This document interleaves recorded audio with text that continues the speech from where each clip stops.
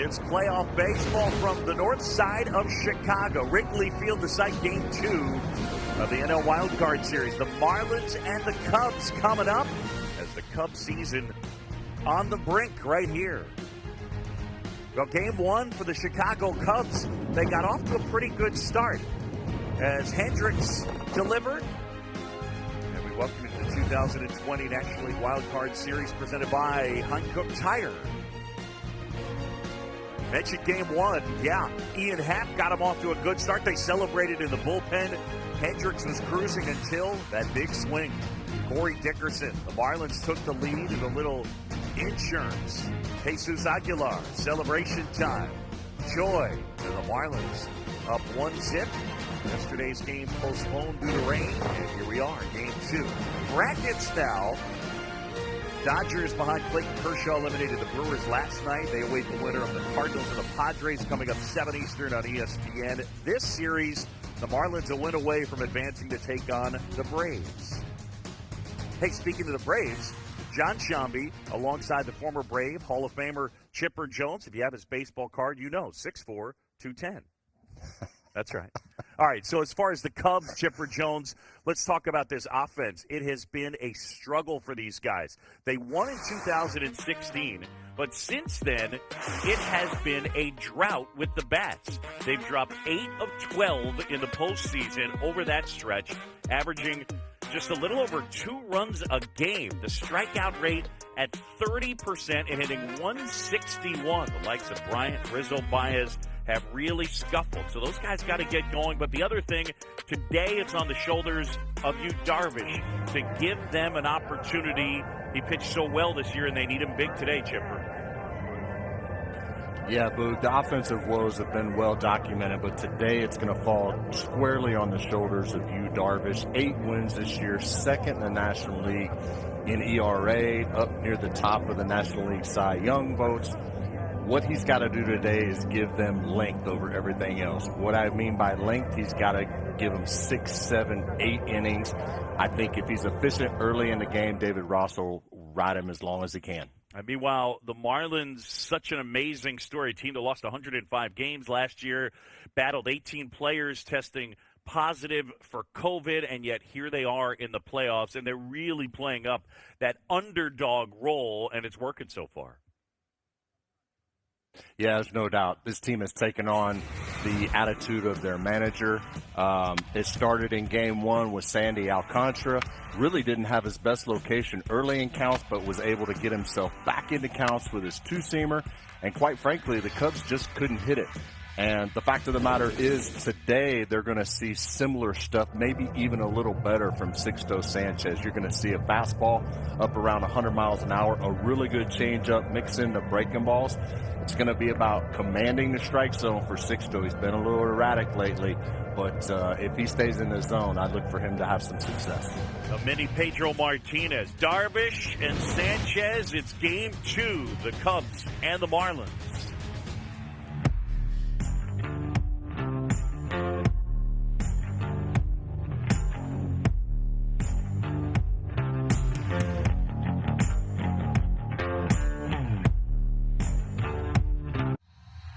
Card Series is presented by Hankook Tire.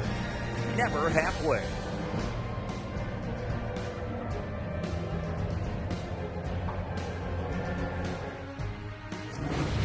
All right, T-Mobile is your ticket to the game. Let's dig into today's key game insights for the fans at home. Chipper Jones, Marlins need to be aggressive on the bases. Had a couple of steals yesterday. And for the Cubs, we mentioned since 2016 the offensive struggles.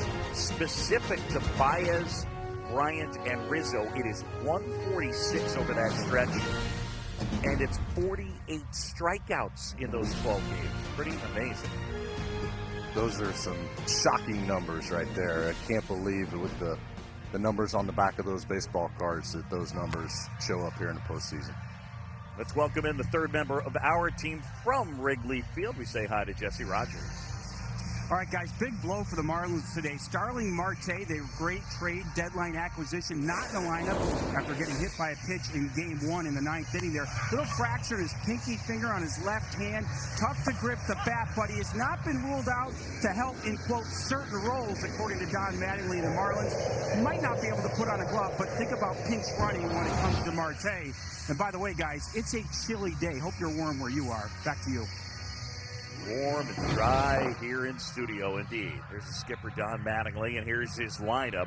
Dickerson, Birdie, Aguilar up top. So Birdie shifts into the 2 spot, and Magneuris Sierra will hit in the 8 spot, and he'll patrol center field. Runs exceptionally well. A Marlins team that was 11th in the league in runs per game this year, and they'll deal with Darvish. Chipper Jones, a guy, a legit Cy Young candidate. He or Bauer or maybe DeGrom, but second in the league in ERA. He was fabulous. He was outstanding. And like I said in the open, he has got to be really good early in the game. He's got to be efficient, keep his pitch count down, and hopefully give the Cubs some length. Get him into the 6th, 7th, 8th, hopefully even the 9th inning. I know David Ross, if he's hot and doesn't have a ton of pitches, he's going to ride him as long as he can. Darvish, who operates out of the stretch even with nobody on. Ready to go. And the first pitch of the game is in for a strike. Corey Dickerson to start things off. He had the huge 3-run homer in that 7th inning against Kyle Hendricks with 1 out. That gave the Marlins the lead for good.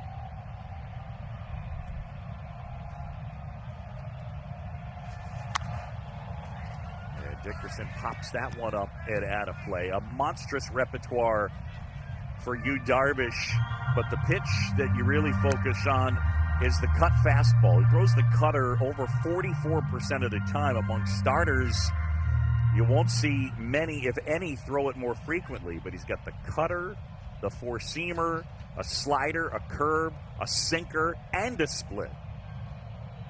Yeah, I don't know if Vic Caratini has enough fingers to be able to put down as many pitches as he has.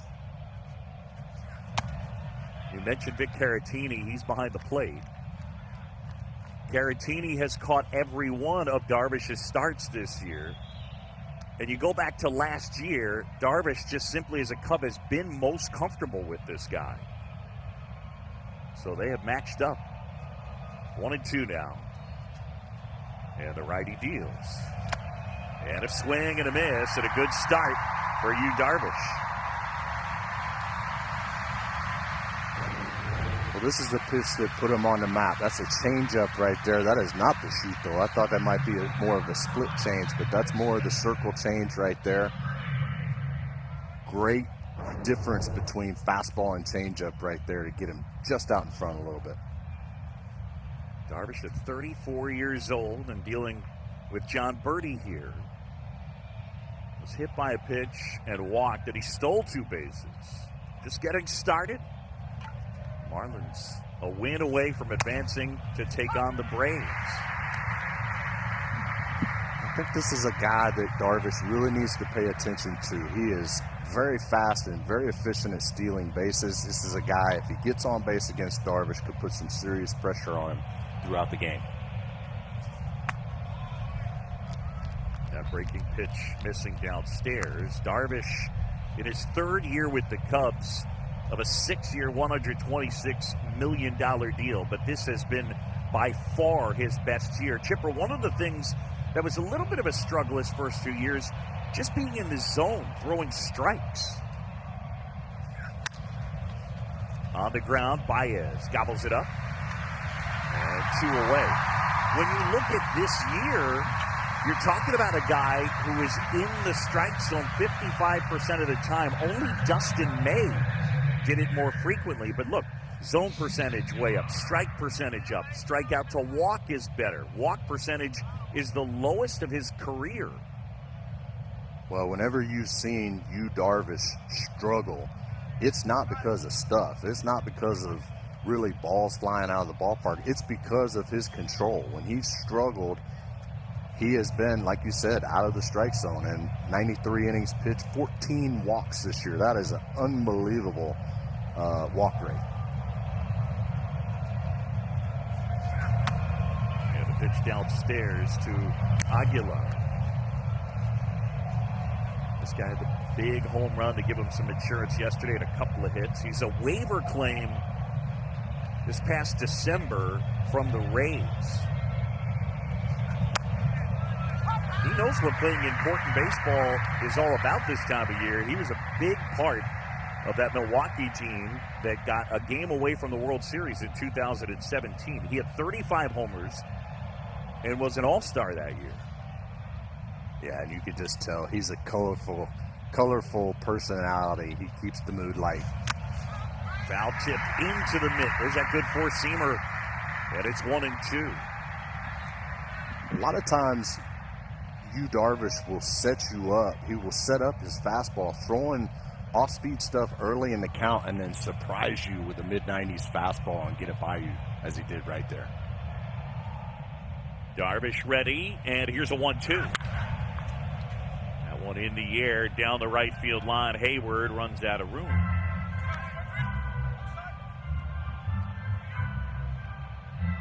We'll talk about the elements as we go on. The wind blowing out of a little bit different direction today. Not a cloud in the sky, so pop-ups could be a bit of a struggle. And we could have a race to 7 innings, guys, with these shadows as bad as they are here at Wrigley Field. So, again, the wind from left to right, but not really out to right, across. 1-2. Hit in the air. Happ. Right there, sunglasses on, and Darvish gets him 1-2-3. So Darvish does the job. The Cubs will come up to hit against Sixto Sanchez.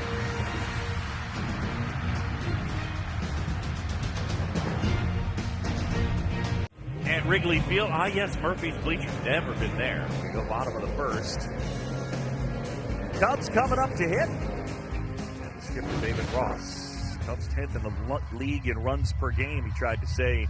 On the season, in game one, top 4 guys went 2 for 14. Happened a couple of hits, including a homer. Rizzo hit second. Contreras into the third spot. Bryant dropped down. Baez hitting 7th. So the Cubs got to figure something out. Chipper against a guy that throws really hard, and in 7 starts was quite good. Yeah, this guy throws exceptionally hard. He is going to be special. You saw it his first 4 or 5 starts. He was virtually unhittable, a little erratic the last couple of starts. That one at 98. He's one of the hardest throwers in baseball. And again, only 22 years old, native of the Dominican. That one in on the thumbs at 100. Good afternoon, Ian Happ.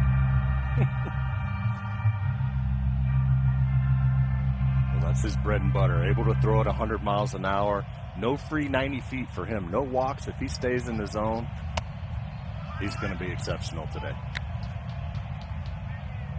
That one just missing. All right, let's take a look at StatCast, powered by Google Cloud. Highest average fastball velo, DeGrom 1, May 2. Sanchez 3 as Happ chases that one. And Sixto Sanchez gets the strikeout. So, again, that velocity makes everything else so difficult to deal with. But, I mean, he has a plus fastball, obviously. But, Chipper, the changeup is plus, and so is the slider.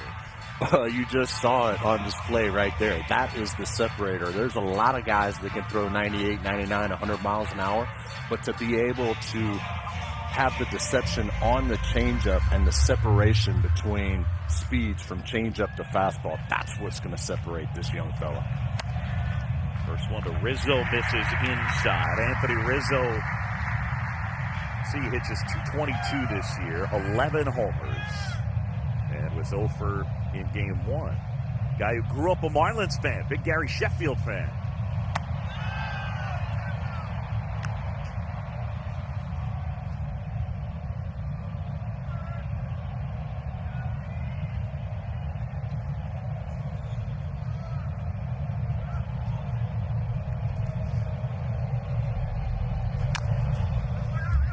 Rizzo gets a piece of that one. It's important for the Cubs, if they want to get off the schneid, so to speak, offensively, they've got to put they've got to put this young guy in play. When they get pitches over the heart of the plate, they've got to make solid contact. In there for a strike at 100. I think to cut to it, Chipper, though, they've got to hit fastballs, and one of the issues has been this team hasn't hit velocity. Little bit low. Oh, no, it's in there for called strike 3. Will little bit late. Rizzo didn't like the call. I think K-Zone had it as a strike. It was just the call was late to me. Yeah, this pitch is virtually unhittable. This ball starts off the inside corner, tails back, little circle change at 93 miles an hour, catches a little piece of cheese right there on the corner. Like I said, virtually unhittable. He had a couple of pitches early in the count at 98, 99, 100, and couldn't put them in play, and that's when that brings that changeup into play. So here's Contreras now.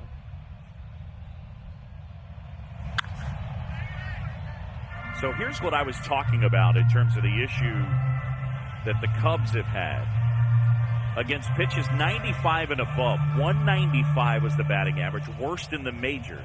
League average 242. And in game 1, 2 for 19 against those.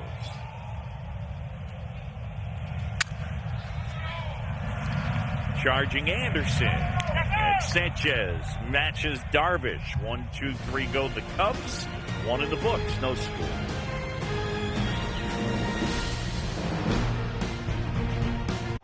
Guys at the top of the list, the Cubs, Yu Darvish, a 2.01 ERA, ranked second.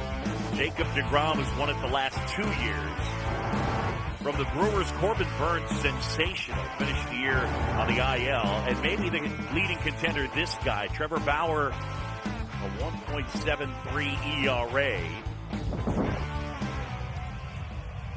So Darvish and Bauer, I think it'll come down to those two guys. You look at Darvish, second in ERA, second in strikeout to walk, and just pounded the strike zone. Let's not forget, he had 9 starts against playoff teams as well during the season. So he's getting it done against some of the elite teams in baseball.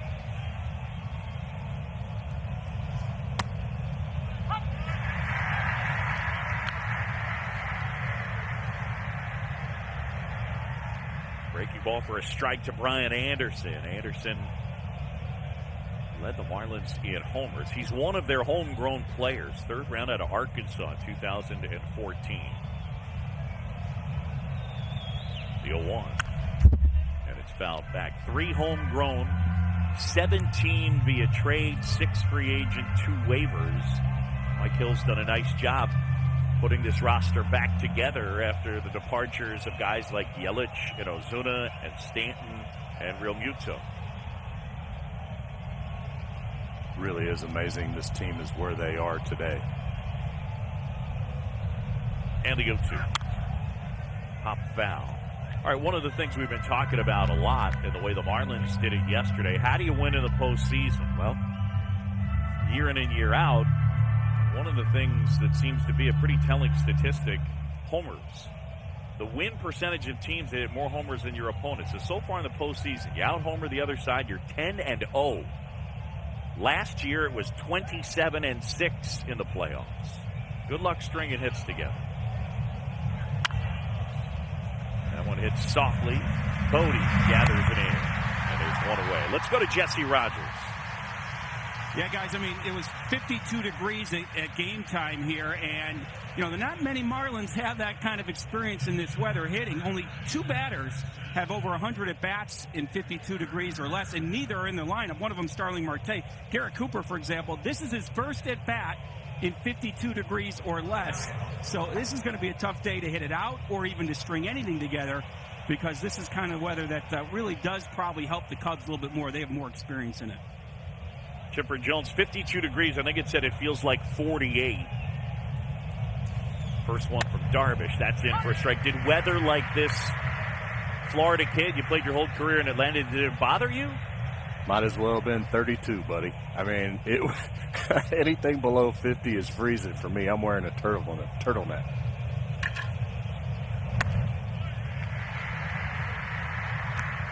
Now, obviously, growing up in Florida, a lot of heat, a lot of humidity, used to playing in short sleeves. Now you get all bundled up, and, it's a little harder to get loose. Obviously, when you're facing velocity, 95, 100 miles an hour, tough to get out in front of those pitches. The 0-2. Right there, got him looking, and Darvish razor sharp going. This is what we were talking about early, where he sets you up with off-speed stuff early in the count and then almost surprises you. He doesn't even have to locate it. He throws it right down the middle, 95 miles an hour. Batter's looking for something else, though. So Cooper gone. Darvish has struck out a couple, and he is just peppering the strike zone, as you see right there. And that is a carryover from what we've seen so far from the regular season. Here's the veteran Matt Joyce.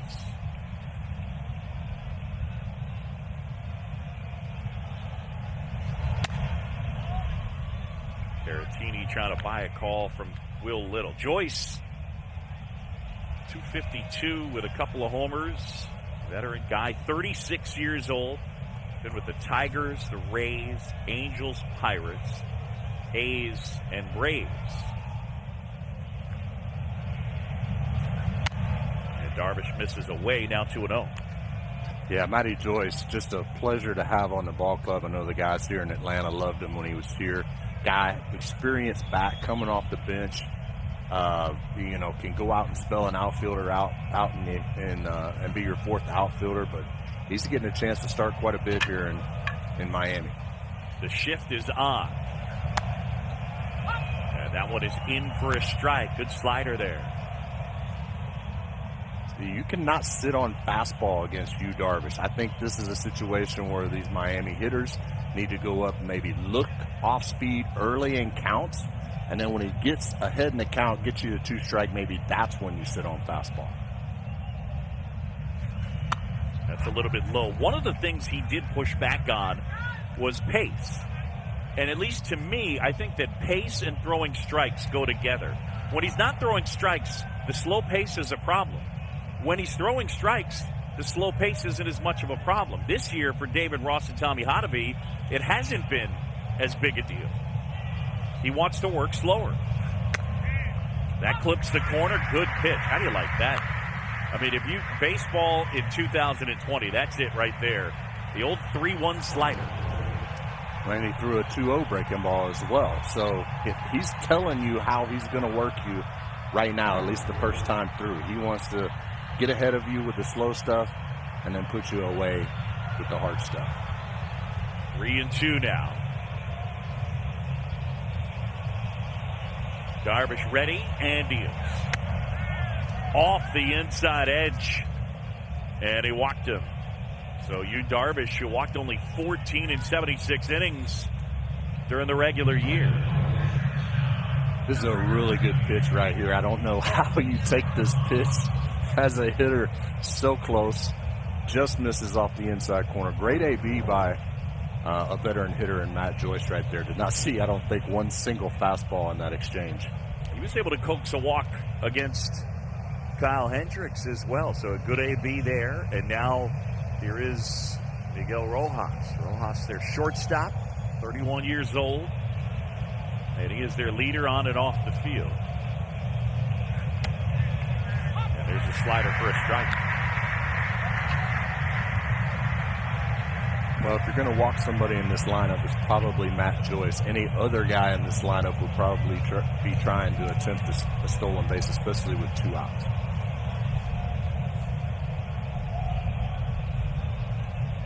Joyce edging away at first. Darvish ready to work. The count 0-1.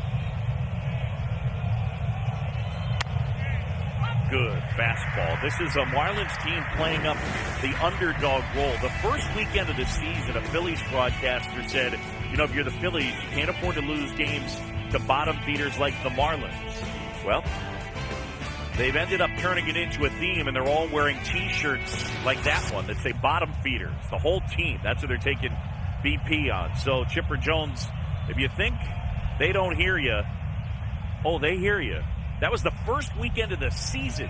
Can't afford to lose games to bottom feeders like the Marlins. and the bottom feeders are in the playoffs. Well, that would hack me off as well. You know, I mean, you don't want to hear that. We haven't played a game yet, and you're already calling us bottom feeders. That's no respect right there. And I think, you know, this team led by that man, Don Mattingly, has rallied around all this disrespect and no respect. And here they are still playing. A lot of teams are at home. 0-2 now on Rojas, who played for Mattingly as a reserve infielder in Los Angeles. Throw over to first. By the way, I love you using that hacked me off. I mean, that is a good old person's phrase right there. I'll tell you, nothing hacks me off more. Love you, buddy. Coach Shambi, the Hall of Famer Chipper Jones. Top of the second.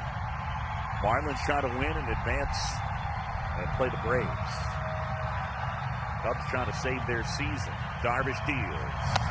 Too low.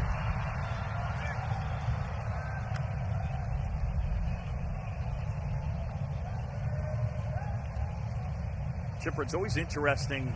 Again, in a postseason, teams can play outside their profile. You know what I mean by that? That you play the whole year and you feature certain things, but you know, this is a Marlins team that is leaned towards more aggressive at the plate, and I would say yesterday they didn't really show that tendency, and so far today they haven't either.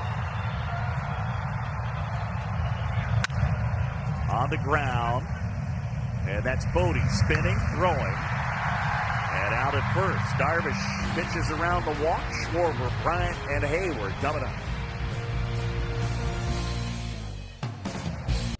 2020 National League Wild Card Series presented by Hankook Tire.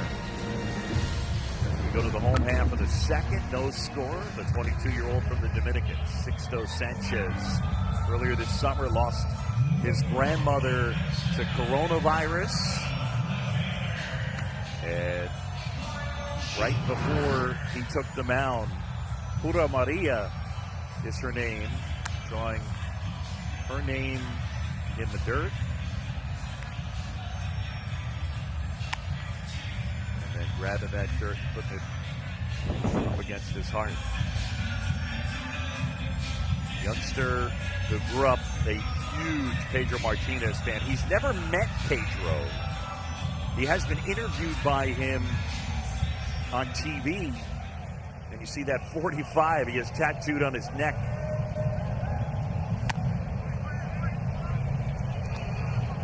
So he wears 73 this year, Chipper. He said next year he is going to wear 45. Pedro's his guy. Big swing and a miss, 99, and it's 0-2. Pedro's a lot of people's guy. I know, right? The Dominican, and you can, you know, having faced Pedro many a time back in his heyday, you can see why. Pedro said he's like a mini me with better stuff. Yeah, I actually think he throws harder. I would give, I would give Pedro the nod on the changeup at this point in his career. But like I said, this kid is going to be special. Coming over from Philly in the JT Realmuto trade, you can certainly see why the Marlins were so high and had to have this prospect in that trade. Now, when you look at his numbers, his first 5 starts, a 1.69 ERA. His last 2 of the year, 7 innings, 9 earned. And what changed there is that it was the Braves and the Nationals in those 2 starts, 2 teams getting a second look at him. The first 5, everybody was seeing him for the first time. Swing and a miss, 100, or 100, as the kids might say. One down. Yeah. You're always going to give the nod to the pitcher the first time around. This is the first time the Cubs are seeing him as well. And like you said, last inning, when you put up those numbers of the Cubs against 95 plus, it does not bode well for these hitters today, because they're going to see 95 plus an awful lot. Here's Bryant now. And that one in the air down the right side, but slicing off out of play. Chris Bryant, a couple of strikeouts in game 1. Sandy Alcantara was outstanding.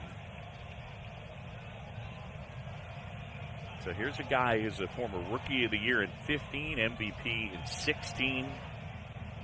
He had 4 homers and 11 RBIs. Back up the middle, but right there is Birdie.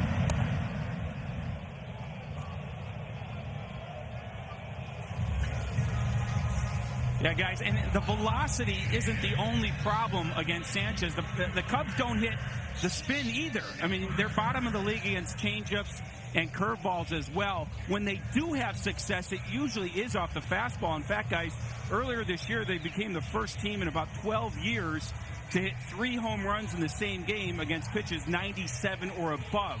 So there are moments where they'll do it. It's just not very often. And again, the spin will get them too. So this is going to be a tough day for both offenses. It's a good information right there. So there have been spurts, moments where they have been able to deliver at high velocity. Here's Hayward now taking a strike. Jason, who had his best year as a Cub, albeit an abbreviated season, still a plus defender. 5th year, that 8-year, $184 million contract he signed. That one popped up.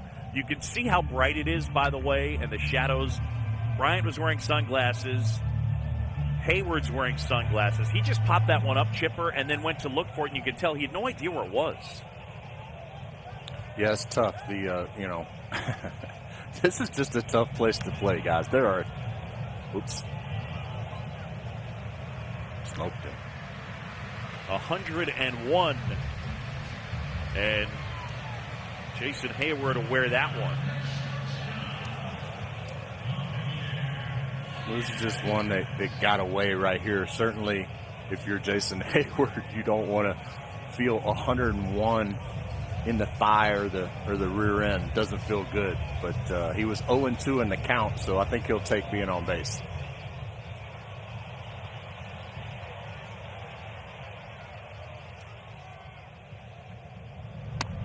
First one to Baez, missing the mark. Ball 1 to Javi.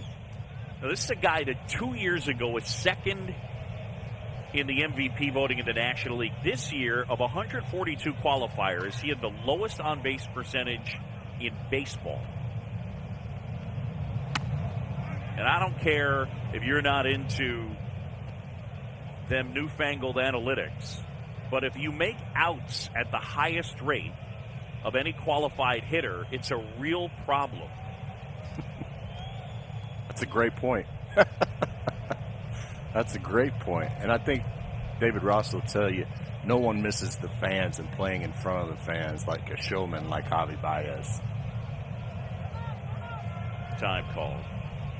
But you certainly wouldn't expect the drop-off in production to be this drastic. One of the things that consistently David Ross sees is Baez usually doesn't get a lot of that, a strike. He usually sees pitches way out of the zone. In fact, I think 4th fewest strikes in terms of percentage in the majors. Harper saw the lowest percentage of strikes in the zone. Well, that's because his high probability of chase rate on sliders out of the zone. But he's missing a ton of fastballs just like that. Sanchez with the strikeout, his 4th. Those scores. Presentation of Major League Baseball will continue after this message and a word from our ABC station.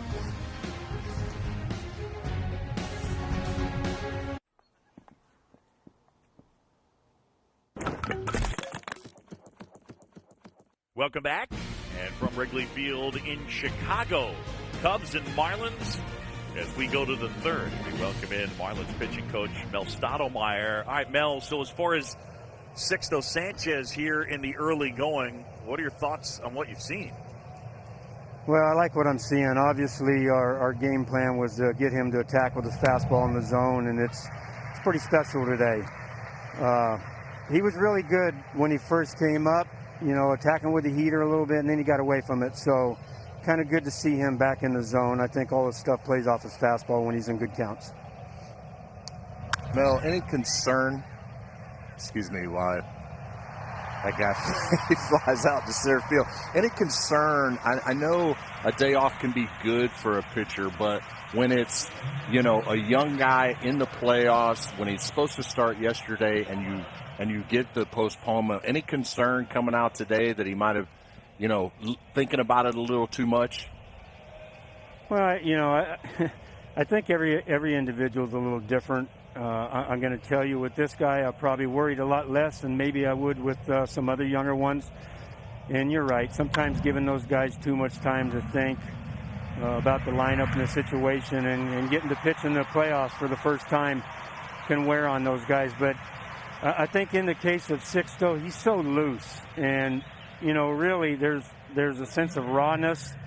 Really not knowing names on the back of jerseys so it's worked in his favor. He texted me late last night wanting to know what time the game was because it hadn't been determined, and I didn't see anything different that would cause me to, be over concerned. So he's handled it good so far. 2 really brilliant innings. Mel, thanks for the time. We appreciate it. Good luck to you guys. All right, fellas. Thanks for having me on. You got it. Mel Stottlemyre right there, Marlins pitching coach.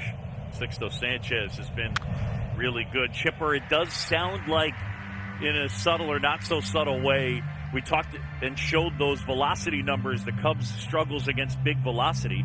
Alcantara really pitched that way. That's not the dispersal of usage in terms of Sixto Sanchez. Even though he throws this hard, he uses a lot of off-speed stuff. It seems like today he's come to attack with the fastball. Yeah, I don't think there's any doubt that he wants to establish in the back of those guys' minds over there in the Cubs dugout that, hey, I got 100 miles an hour in my back pocket anytime I want it. All right? And him seeing Sandy Alcantara yesterday throwing 96, 97, 98 consistently by hitters when they were ahead in the count tells him everything he needs to know. He's already thrown 6 at triple digits. That one upstairs outside to Dickerson.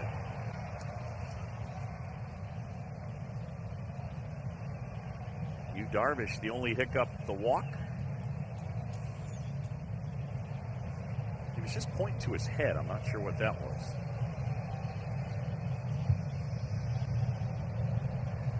Dickerson in a 1-2 hole.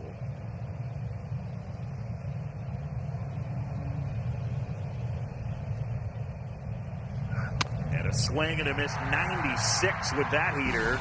3 strikeouts for Darvish.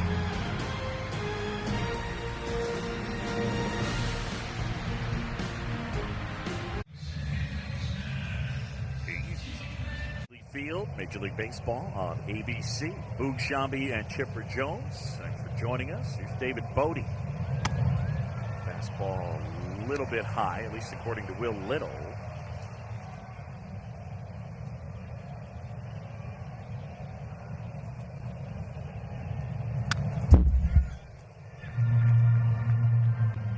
David Bodie here, this guy, it's just 200. Look at the RBI total, by the way. I'm not a big RBI as a evaluative tool, but at least this. The answer to the question, who led the Cubs in RBIs this year? David Bodie. Yeah, and he only played in 45 games, so to say that he provided a spark to an offense that needed a spark provided to it, David Bodie was that guy. To be honest with you, I was surprised he wasn't in the lineup yesterday. High above Wrigley Field. Here's a 1-2.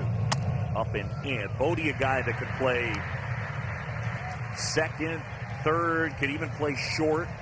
Grew up in the greater Denver area. 18th round pick, 2012. He hits the ball hard. The Chipper, this year they cut the draft to 5 rounds, and just can't help but wonder going forward if you cut the draft to 5 rounds. I don't know. Do guys like this get lost? Well, I don't think there's any question that guys like this are going to get lost. It's going to make it that much tougher for them to get seen, looked at, drafted into the minor leagues, up through the minor leagues. and then in a big league job.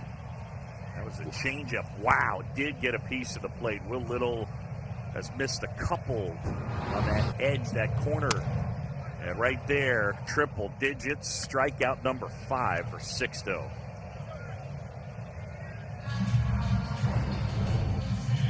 He's like, okay, umpire missed that one. I got triple digits for you in my back pocket. Here it is. Hit it. I love it. I'm not going to walk you. I'm going to make you put the ball in play.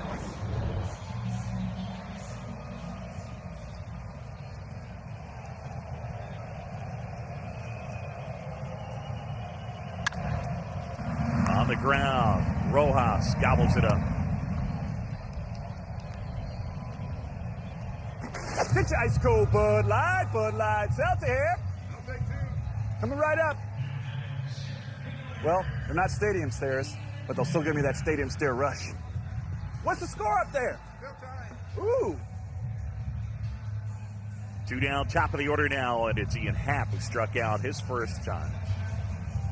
John Sciambi and the Hall of Famer Chipper Jones. It is game 2. Cubs trying to stave off elimination. This guy was the Cubs' best hitter this year. Former first-round pick. And turned into a podcaster. They had the compound. After everybody was quarantined, he and Dakota Meckes and who else? Zach Short and Nico Horner, they all holed up in Arizona. Big place to train while they waited it out, and they decided to put a podcast together that they called The Compound. It's still going. And they had their postseason preview that dropped on Tuesday night. 31 episodes already. Well, if the baseball thing doesn't work out, they got something to fall back on. No doubt. I think the baseball thing's working out pretty good for at least a few of them. No doubt. In the air, and a base hit to left field. He got enough of it at 99.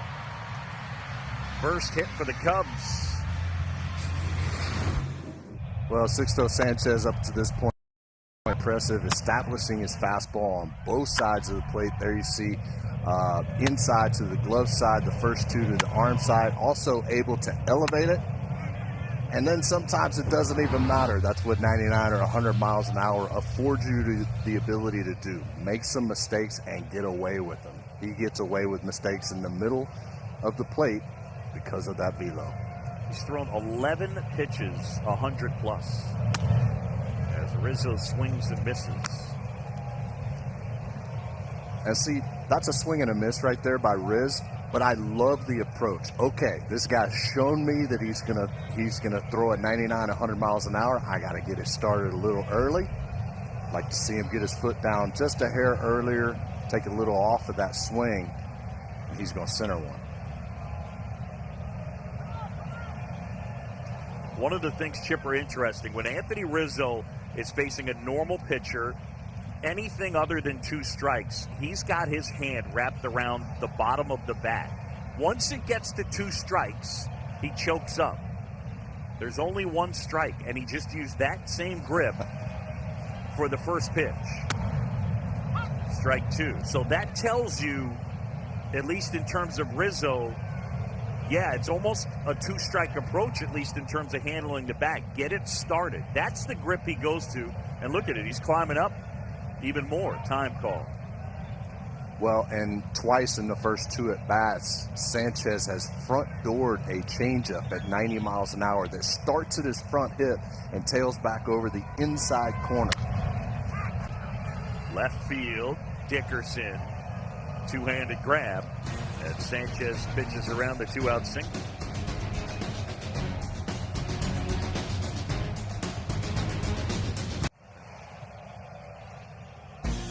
Fans Major League Baseball encourages fans to take an active role in their communities and make a plan to vote this election season. Visit MLB.com/vote to learn more. The wind is whipping, as my old partner Joe Simpson would say. As we go to inning number 4. Yu Darvish has been awesome. And we've seen a lot of that, Chipper, that good slider for strike 1. Yeah, he's definitely going to the off-speed, trying to negate an aggressive swinging Marlins team with some off-speed stuff early in counts, going to the fastball late. That one stayed up, and Birdie stayed back and hit it. And now this will get interesting because you got to keep an eye on Birdie and his ability to run. Yeah, as we were talking about, you see Darvish, slider, first pitch, slider, first pitch. In fact, 8 times sliders for strikes, first pitch. He's thrown 7 four-seam fastballs. Most of them have been with 2 strikes, as you see right here. Freezing guys, almost surprising them with a 95-mile-an-hour four-seam fastball. So now Darvish to go to work against Aguilar. And again, keep an eye on Birdie. 2 stolen bases yesterday.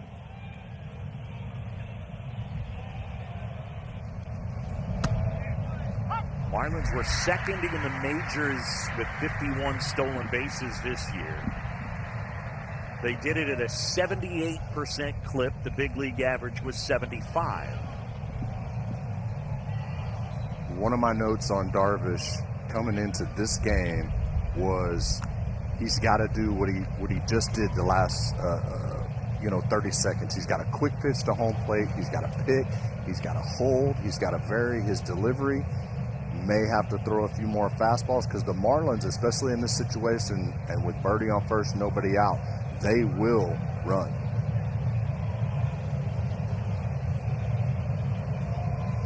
And again, we fixate on what Don Mattingly is looking to play, and they did have 2 steals yesterday, but they scored 5 runs, and all 5 runs came on homers yesterday. So, I mean, again, you got to put pressure, and we'll see, as you mentioned, sometimes the threat to run will impact the pitcher in terms of the quality of pitch he delivers, right?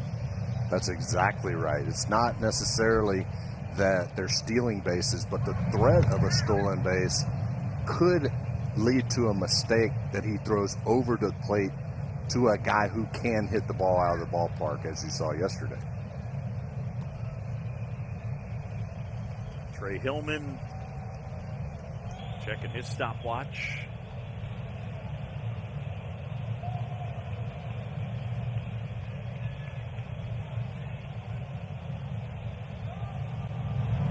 Bluff it a go. He missed his location, but Aguilar couldn't handle it. And now 0-2. Luke, I think that might have been a pitch out. I think Darvish may have missed the sign for the pitch out right there.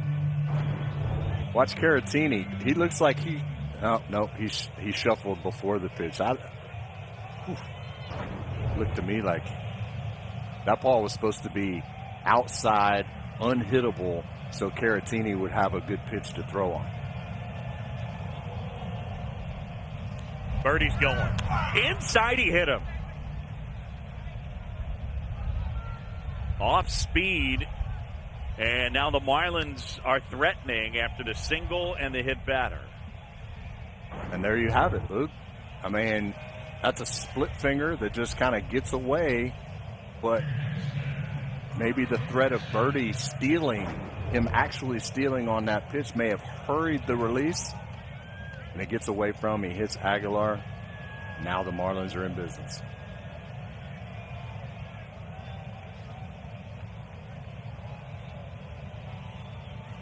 So first and second, nobody out as Darvish ties his shoe. Just taking some time. Here's a dangerous hitter in Brian Anderson. Anderson who grounded out his first time. 0 for 6 so far in the series. Marlins trying to win and advance. On the ground, Baez, Bodie, Rizzo, 6-4-3. And let's send it to John Brickley in the studio. Thank you, Boog. Time for today's Wild Card Roundup, brought to you by Coors Light. Last night, the Padres forcing a Game 3 versus the Cardinals. Fernando Tatis Jr. with 2 home runs. Will Myers had 2 home runs. First pair of teammates to do that since Ruth and Gehrig in the 1932 World Series. Game 3, 7 Eastern on ESPN. Look forward to that. Should be entertaining. Tatis and company delivering yesterday. Birdie at third, so First run of the game, 90 feet away. And ball one with a slider. You're always entertained by bat flips, aren't you? I love bat flips. I mean, no one's going to throw at me next time. So I just get to smile, laugh. It's easy to love them when you don't get thrown out. That's correct. Ball to strike to Cooper. Starts at first base. Marlins got him from the Yankees in November of 2017, right after Bruce Sherman bought the team and Derek Jeter took over as CEO. Coop wants that pitch back. He knows he got a mistake slider over the middle and he just missed it. Darvish the 1-1. Painting the outside edge at 95. For the Marlins, by the way, and I'm not implying this is a repeatable skill, but 46.4% of their runs with 2 outs during the regular year, that led the majors. So for whatever reason, Don Mattingly's team, when there were 2 outs, they were able to come up with run-scoring plays. Birdie's at third. There's no substitute for the clutch gene, I can promise you that. When the chips are down with 2 men out, guys in scoring position, got to have ice water running through your veins. Do they clutch genes like acid wash genes you talking Gene, about? Oh. Gene, that would be G-E-N-E. Okay.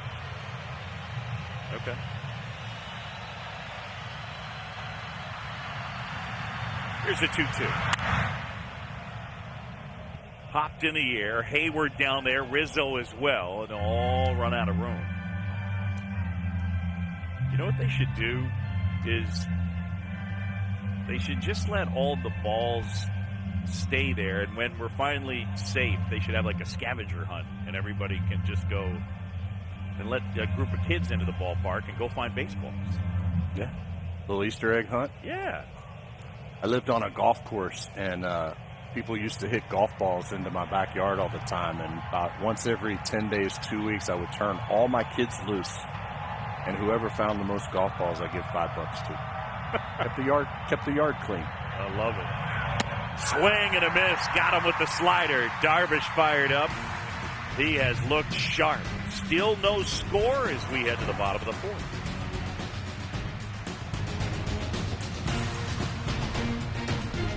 In game 2, Marlins and the Cubs are scoreless. The manager of the Cubs, David Ross, joining us from the dugout. All right, let's start with the important stuff. I see you changed your gator up.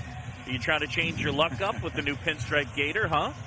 Yeah, this one's a little cooler today. I mean, yeah, it's a little cooler today. So this one's a little thicker than the one I had. So in my old age, I'm getting a little, my blood's thinning or something because I'm a little colder than I've been in the past. Real quick, I need your sign off on this. I can't tell you and Tommy Hotovy apart when you're pulling both have the things up over your nose. So I might call you Tommy Hotovy and I might call him David Ross. That's cool? I'm fine with that. I'm fine with that. Yeah, I know how great I look underneath this thing, so it's fine. Okay. Rossi, Darvish has been your guy all year. He's been nails for you today. No different. Gets in a little trouble right there, and just as he has all year, gets out of it. Yeah, he's done a good job, man. We trust our starters have been great for us all year, and obviously one of the best pitchers in the league this year. So he's pitched out of jams. You know, that ground ball, that's a big ground ball, double play there, turn there, and then getting the punch out there at the end on Cooper in the middle of their lineup. You know, that's a nice little pick-me-up. Sanchez is a guy with big velocity, but he normally throws a lot of different stuff in the mix. It seems like he's coming at you guys with fastballs. Is the mode, let's attack a fastball? Yeah, well, I think that's what we've been trying to get on the fastball. Our numbers aren't great this year on the heater, and this guy's got a big one. So just trying to stay true to who we are. We got to get on that heater. I mean, it's running up there pretty hard, but you know we know how hard that is. It's hard to hit it when it was 91, much less 99 to 100. So I see some better swings there. They're starting to get a little more comfortable. First time you face a guy too, it takes a minute. See what his ball does. See where it moves. All those things. Hitting's hard. David, thank you. Yeah, good to talk to you guys. David Ross, first-year skipper of the Cubs. I love his last comment. I Hitting's love it. hard. Hitting is hard. Yeah. He, of all people, would know. The 3-1.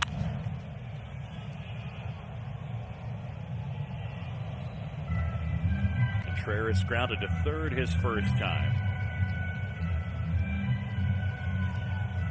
Talking to Rossi before game one, yesterday before game two got postponed, he was really hoping that this young pitcher would be erratic and kind of fall into the hands of the Cubs hitters. It seems like more so he's got him eaten out of his hand than anything else. He's had his way thus far. Throwing a ton of strikes and a ton of fastballs here in the early going. I mean, David Ross alluded to it. I mean, we touched on it at the top. The Cubs last in the majors in batting average. Not that batting average is the ultimate indicator, because obviously on base, slug are the important ones that correlate with run scoring, but batting average gives you a baseline. They were last against 95 and above, and he's just getting after it with fastballs right now. And David Ross is aware that their team isn't good at hitting the fastball, or hasn't been this year at least, and he said so. And it seems like Sixto Sanchez is pretty clearly coming after them with a higher percentage of fastballs than what he's done this year. Well, why wouldn't you? I mean, that makes perfect sense. You're seeing a really good at-bat right here by Wilson Contreras. Both of these pitchers have been very efficient up until this point. Really like to, if you're a Cub fan, you'd like to see these hitters kind of get Sixto's pitch count up. Another good job of fouling off another tough pitch. Well, to your point about Sixto, guys, I spoke with someone at the Marlins yesterday, and I said, what can we expect out of this kid? It's been 9 days since he last pitched, and this person told me, well, look, if it was 2 weeks ago, I would have said 7 shutout easily. Right now, a little unsure. He'd given up, 9 runs in his last 7 innings pitched, and again, that was 9 days ago, but we're seeing him on his game right now, and that 100-mile-per-hour fastball is every bit of that number, because watching from the side here and behind the Cubs dugout, it is really getting up on these hitters. Here comes pitch number 9. Good job by Contreras, and he urges on the dugout. Folks, the MLB app is the one place to get everything for your favorite team's chase to the pennant, including video highlights, pitch tracking, and much more. Download the MLB app today for the postseason in your pocket. It is as good an app as has ever been invented. All right, so Sixto Sanchez today, 95 and above, 37 of his 50 pitches. And you see his fastball rate at 74% on the day, way above what he normally comes at guys with. To go back to Jesse's point, his last couple starts where he gave up the 9 runs, familiarity for hitters is everything. He had that success his first 4 or 5 starts because the league didn't know him. Then he comes back around the second time. He's still going to have to make adjustments because the hitters, now they have video. Now they have 3, 4, 5 at-bats to go back and look at, see how he worked them, remember how he tried to get them out. And then form a game plan for the next time they face him, and obviously their game plans worked a little better. That one just missing, says Will Little, who has been quite good today. I mean, you haven't heard a peep from either side or either pitcher. And anything that's been borderline has been, right on the edge. Dan Iasonia at first is the crew chief.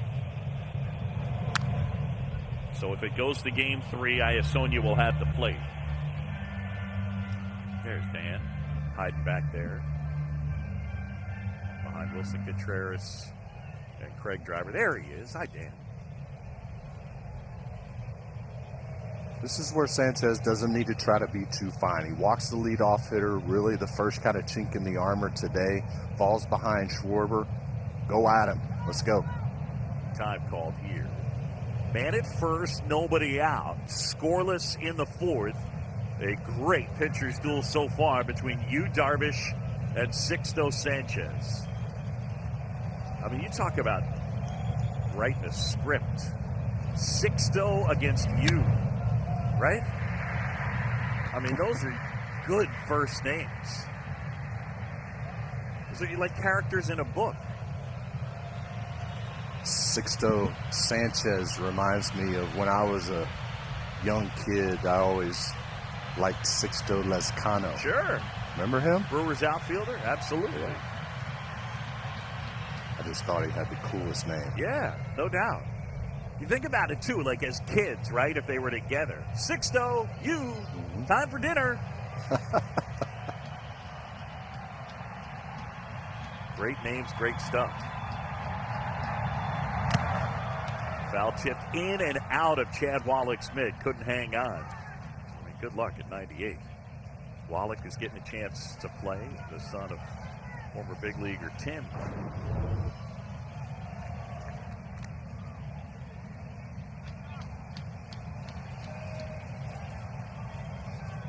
Couldn't quite squeeze it.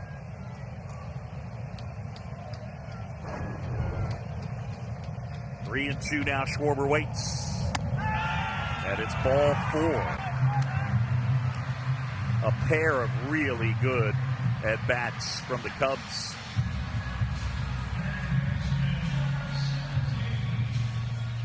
After 225 years, you'd think we'd look to our past. Nope.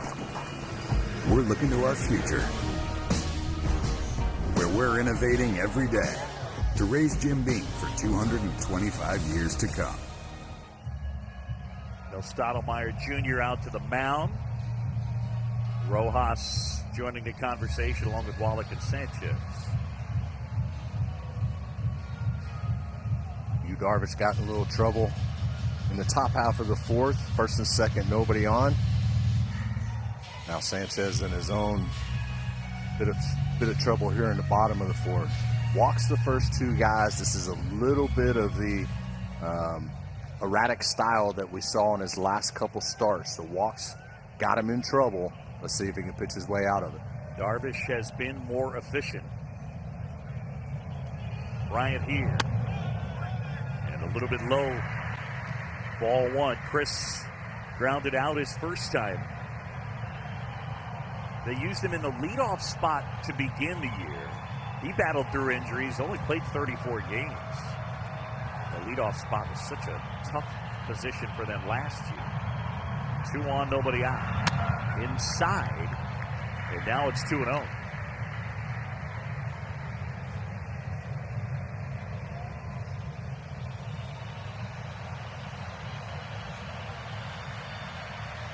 Don Mattingly looking on. His team up 1-0 in this best 2 out of 3 wild card series. Sanchez. Swing and a liner caught. Back to second, and they don't double him off. Bryant reaching there and lines out. Oh, man, this is such a good job of base running by Wilson Contreras. This ball had double play written all over it, especially with this day and age's, shifts and whatnot. They don't play a shift, play it traditional. Good job getting back right there. And Sixto Sanchez is 1 out closer to getting out of this. Yeah, for the Cubs last year, base running was a real problem. Ran into a ton of outs on the bases. It's been improved this season. Here's Hayward now 1 down. Cubs trying to strike first. Jason hit by a pitch his first time.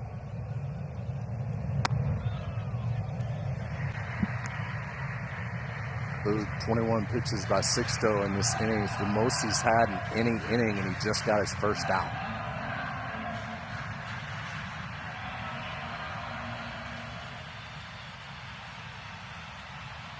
Sanchez, a guy who will get ground balls, looking for one here. Contreras at second, Schwarber at first.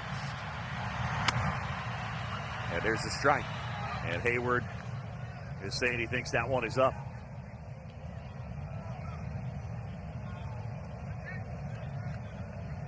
Jason wearing that flap across his face. For some helmets, it's the C flap. For others, it's called the R flap, but the same type of device. I got hit in the face by John Neese some years back when he was with the Braves, when Jason was. Good eye there, and now it's 2-1. A really good teammate, period. His first year with the Cubs was 2016. He had signed that $184 million contract out of his own pocket. David Ross had announced his retirement. He paid for David Ross to have a suite on the road the entire year. That's just the kind of guy Jason Hayward is. They were locker mates there in Atlanta, so very close. Obviously, teammates in Chicago.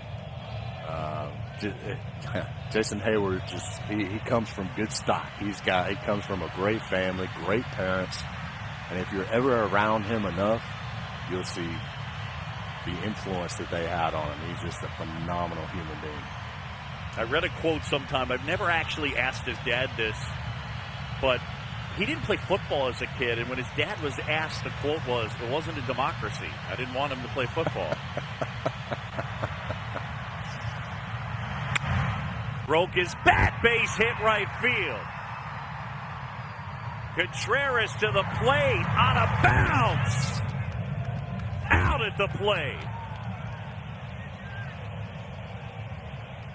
Contreras got a late start, a broken bat single, and Matt Joyce comes up throwing. Wow, what a play right here. Jay Hay breaks his bat in half, gets enough of it, muscles it into right field.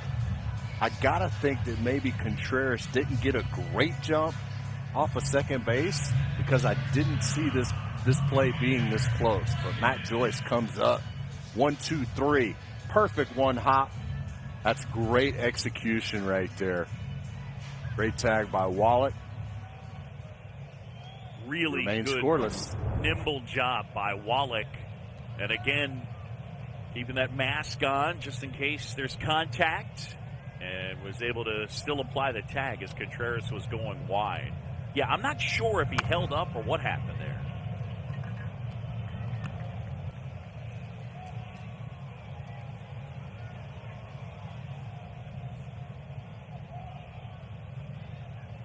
So the Cubs stymied in the fourth.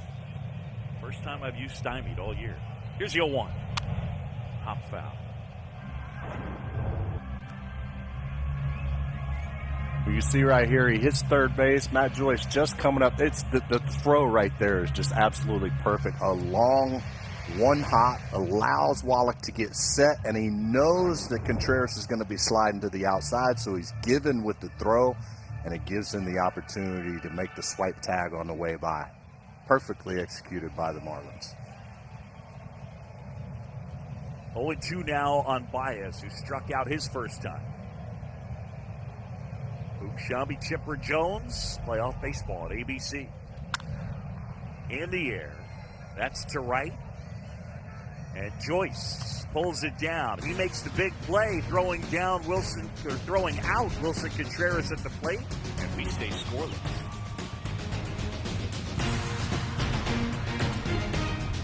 Marlins lead this series 1-0. Matt Joyce with the biggest play of the day.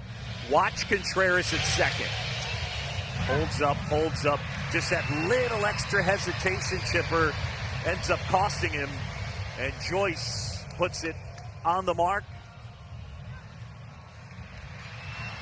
Yeah, and to be honest with you, that's the difference in him being safe or out. If he breaks right away, if his instincts tell him that's a base hit, he scores, I think, easily. But because that was a little bit of a looping line drive over the first baseman's head, held up, hesitated, cost the Cubs a 1-0 lead.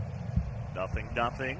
Joyce will walk his first time. Darvish back to work. He's been brilliant.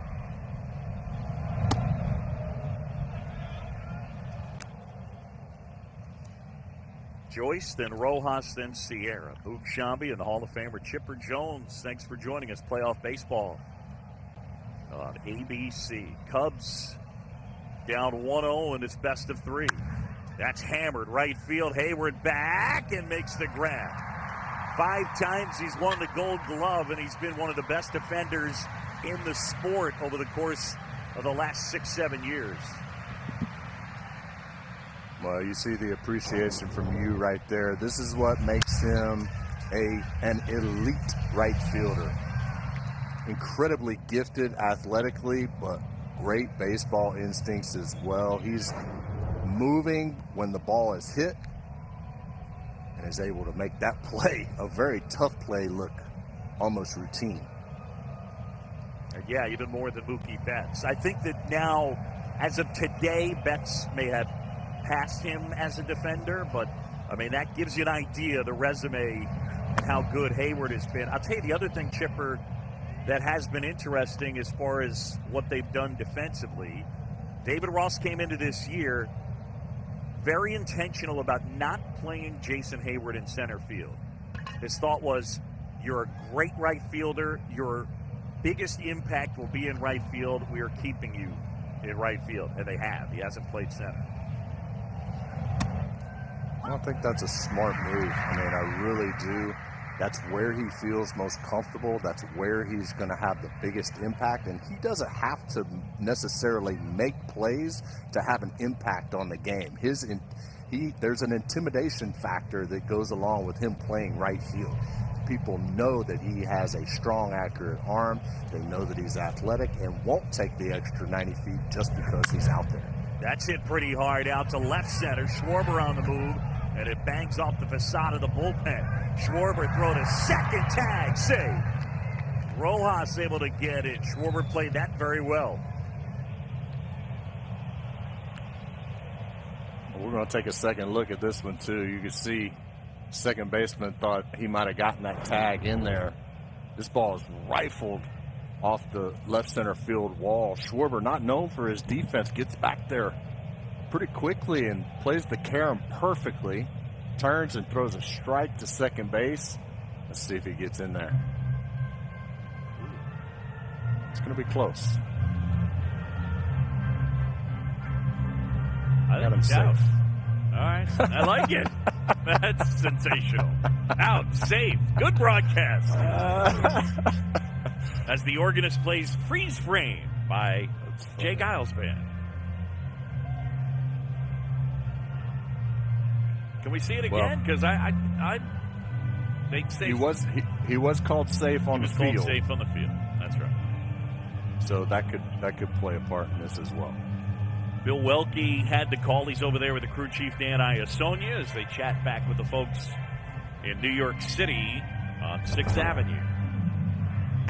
I'll tell you what, if I get this one right, I'll show y'all a little bit of the dancing I was doing. Oh, you might be right, buddy.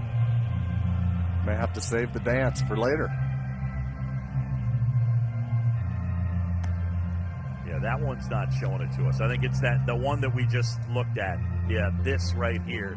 Where's his hand as you think he's making contact?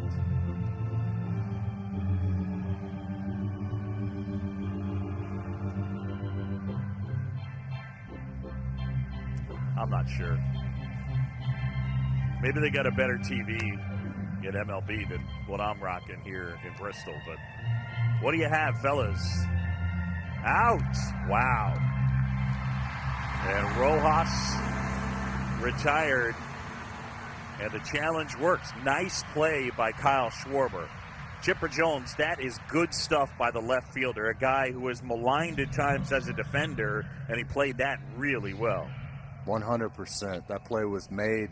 Getting himself in position, taking the carom off the wall, but him getting himself into position to make that strong throw to second base is the difference in safe and out. And remember, guys, just a couple weeks ago that Schwarber was pulled in the middle of the game for dogging it out in left field from his good friend David Ross. He said, that's it. Come on in, after over pursuing a ball and then turning a double into a triple. And that run eventually scored.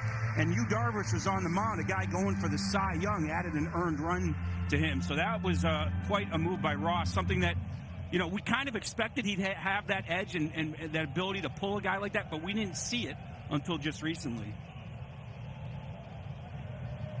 So 2 down, and the 0-2. Check swing, did he go? No swing, says Dan Bellino. Well, kudos to David Ross for managing his team the correct way, and kudos to Kyle Schwarber for owning up after the game was over, coming out and saying, you know what? He's our manager. He's doing a great job. I messed up. That's my fault.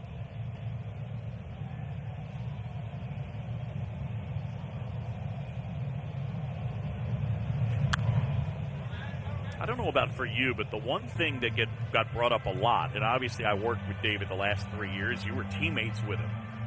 But people talked about the idea of could David Ross tell the truth or air out guys who had been his teammates, but specifically who he was friends with and still is friends with. For me, the answer was absolutely. Absolutely. It's just the way he is. And he's also got the ability to tell you, this is how I feel about it, too. He's not going to be a jerk about it, but if he thinks you're not doing it correctly, he will tell you. He would call me out if I did the same thing, just like he would call out the 25th guy on the roster. He was the same. And then, you know what? That conversation is over, and you come in the next day, and he's the same old D. Ross, cutting up and having a good time. He's the guy that finished second on Dancing with the Stars. Guys, the amount of tough conversations he's had with the players he played with back in 16 when they won the World Series is amazing. He had to send Albert Almora Jr. down this year. He pulled Kimbrough from the closer's role, a guy he recruited to this team. He moved Javi Baez down in the lineup, pulled Schwarber mid-game, as I said before. Those pre-existing relationships really came in handy during the pandemic, during the shutdown. The communication's been great, and then those tough conversations have gone a little bit easier because of those relationships. 9 guys on this roster from that 16 team. Bouncer to the right side. And Rizzo, one of those 9. David commented on it too, guys, about, when we have the tough conversations and I have to say something that's hard, I can also be honest about how it makes me feel, that it's not easy for him, that he's able to come at it from both friend and manager standpoint. This is what I need to do as manager. Here's what it makes me feel as your friend. Nice stop, Caratini. Well, the bottom line is, guys, you have a job to do. You are no longer teammate. You are no longer player. There are decisions that have to be made as a manager that are going to hurt some people's feelings. And, it's, I don't know that I could have done it with a bunch of guys that I shared, the dugout and the clubhouse with. But he's managed to do it really, really well here in his first year. Magneuris Sierra coming up with a good at bat in this spot with 2 outs. It was 0-2. He's worked the count full. And this will be pitch number 10. He's playing in place of Starling Marte, who is out with the broken left pinky finger he sustained in game 1. 3-2. In there, got him looking. Sierra's gone, and Darvish continues to do the job. Got some help from the defense. Schwarber on point. Bodie the tag, and we stay scoreless.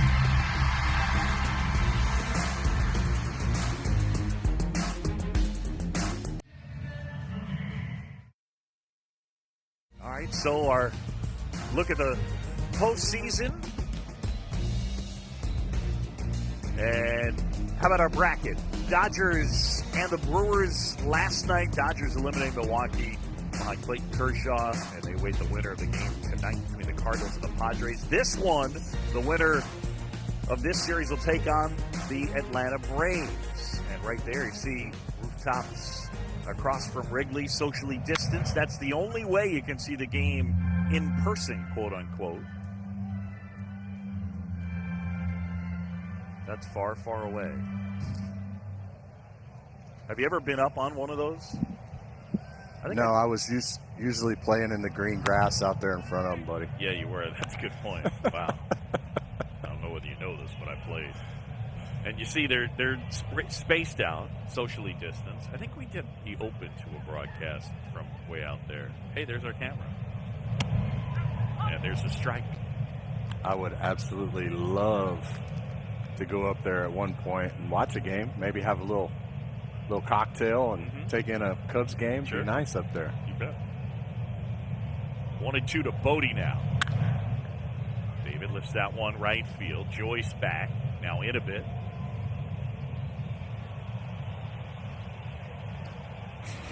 All right, Boog, we talked about Yu Darvish and his slider early in the count. Now you're starting to see some of these Marlins hitters jump on those first pitch sliders. You saw a good play by Jason Hayward in right, and a tremendous play right here covers up 2 hard hit balls by Marlins on sliders early in the count. So you're starting to see a little bit of an adjustment made. We'll see if Darvish counters. 1 down, 6-0. Sanchez back to work. Yeah, there's a strike to Caratini. Victor Caratini, who is Yu Darvish's personal catcher, switch hitter. A little better from this side to left side, a little more slug. Check swing called strike, and quickly it's 0-2. Sanchez needs a good bounce back inning right here. 27 pitches last inning, got in some trouble, was lucky to get out of it. Needs to get back ahead of the pitch count. Good quick inning would be good for him right here. 0-2.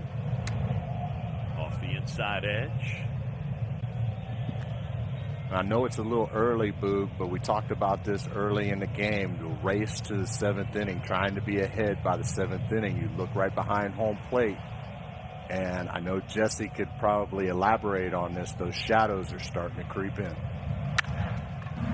That one's a base hit into left field, and the Cubs have a man aboard with 1 out.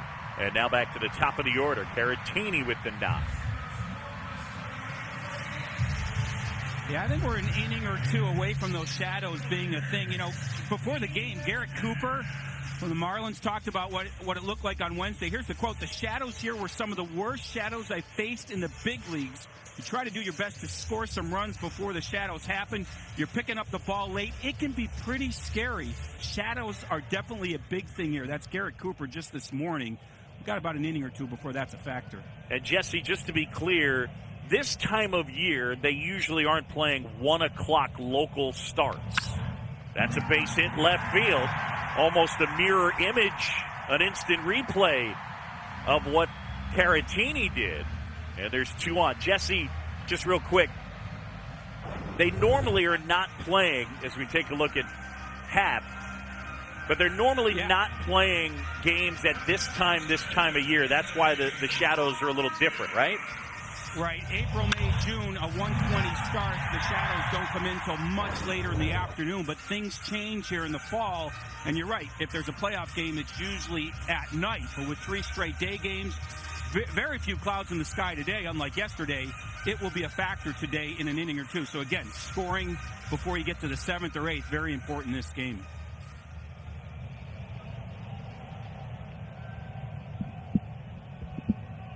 Well, one thing home fields will do whenever there are shadows like this, they will turn on the lights to lighten up the shadows a little bit. But Wrigley Field is not known for being a well-lit stadium. No offense, but I think that's one of the reasons why it's not able to negate some of the shadow problems that they have here.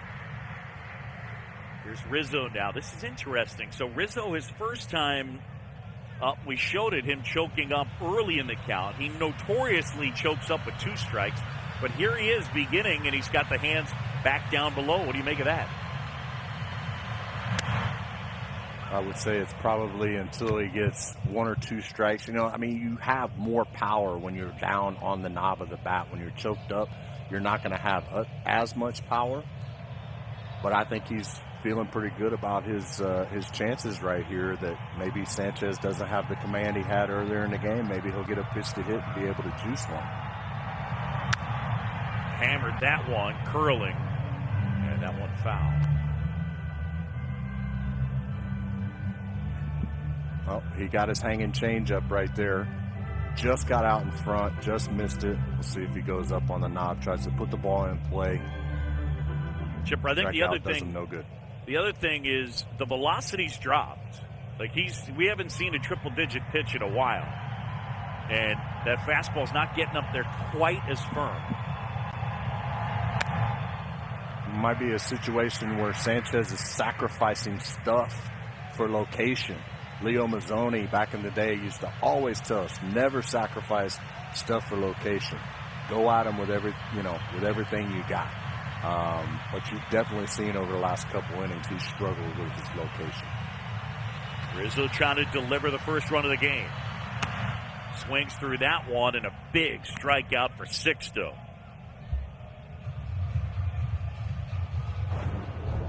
Here it is, Riz, 97.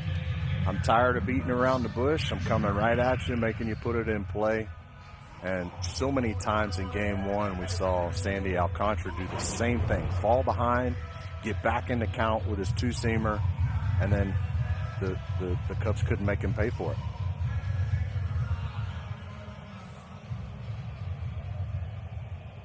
So 2 down, and it'll be left up to Contreras, who was grounded out and walked and been thrown out trying to score on a single by Hayward. And there's ball 1. Contreras just has some great swings today, a great at bat his last time up, drawing a leadoff walk. Unfortunately getting thrown out at home plate, but he looks to be one of the few guys that's actually on Sanchez. Contreras didn't have a great year, but he finished strong.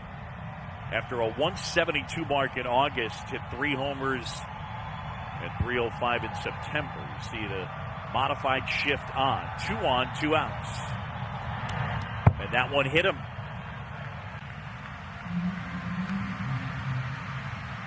So now the bases are loaded and an opportunity for Kyle Schwarber. This is the second inning in a row where Sanchez is playing with fire, trying to go inside, but just does not have the feel for that pitch right now. He's missed quite a bit in there the last couple innings. Obviously misses badly right there.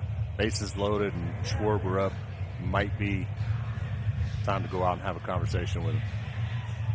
Pitch count getting ratcheted up. You see Wallach goes out. When Sixto Sanchez made his big league debut on August 22nd, it was Francisco Cervelli, the veteran catcher, that caught him. Cervelli had to leave after 2 innings with a concussion and was done for the year.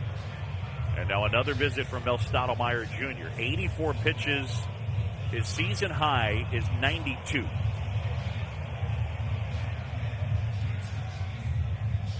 Hugo of Hair by Hugo believes every customer deserves the personal touch. I'm the Hartford Buck, and I believe Hugo's business does too. With insurance designed for your small business, the Buck's got your back. Hair by Hugo. By the way, Chipper, he's got the barber pole outside. He's got the barber pole. There it is. Yeah. Look at that. Oh, my goodness. That's the Marlins barbershop. And in there is Hugo. No relation to Hair by Hugo. Love it. So here's Schwarber down. This is a guy that's had good success in the postseason. 302, 413, 603. That's better than good success. That's monster stuff. 6 homers. Shadows are coming. Bases loaded. We're scoreless. Marlins lead this series 1-0.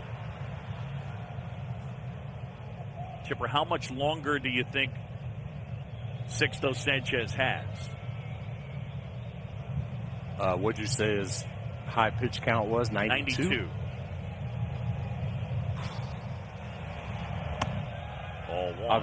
Obviously a lot, depends on what happens the rest of this inning. But to be honest with you, I don't think you run him out there. You don't do something you haven't done all year just because it's the postseason.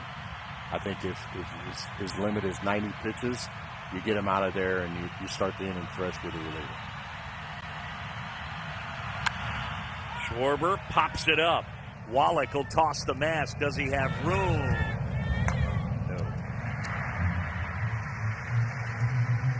And guys, this is really where the Cubs have struggled this year with the bases loaded, down near 200 the whole season batting average. That's bottom of the league kind of stuff. And it's kind of been 2 or 3 years running. They get them on, they get them over. They haven't really been able to get the big hit at the big moment. Feels like a hit here would really be the difference in the game, because I don't think there's going to be a lot of runs scored here. Berrettini at third, Happ at second, Contreras at first. In there for a strike. 1-2. Former first-round pick out of Indiana, Kyle Schwarber. Take another peek. So many times he hasn't gotten that call, and this time he does, and probably the biggest situation. It's not probably. It's definitely the biggest situation of the game. I think Will Little's been great today, by the way. Doesn't offer that time, and it's 2-2. You just see the second, third time around, these Cubs hitters look a little more comfortable, waiting them out a little bit. And again, not throwing quite as hard. All loaded up. Sanchez and Wallach having trouble getting together. And now Sanchez nods yes at Chad Wallach.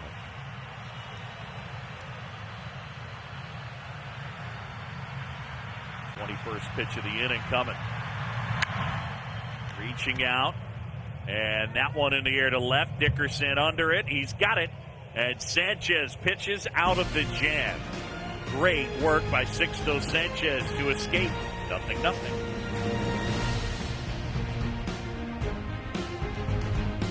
Schedule.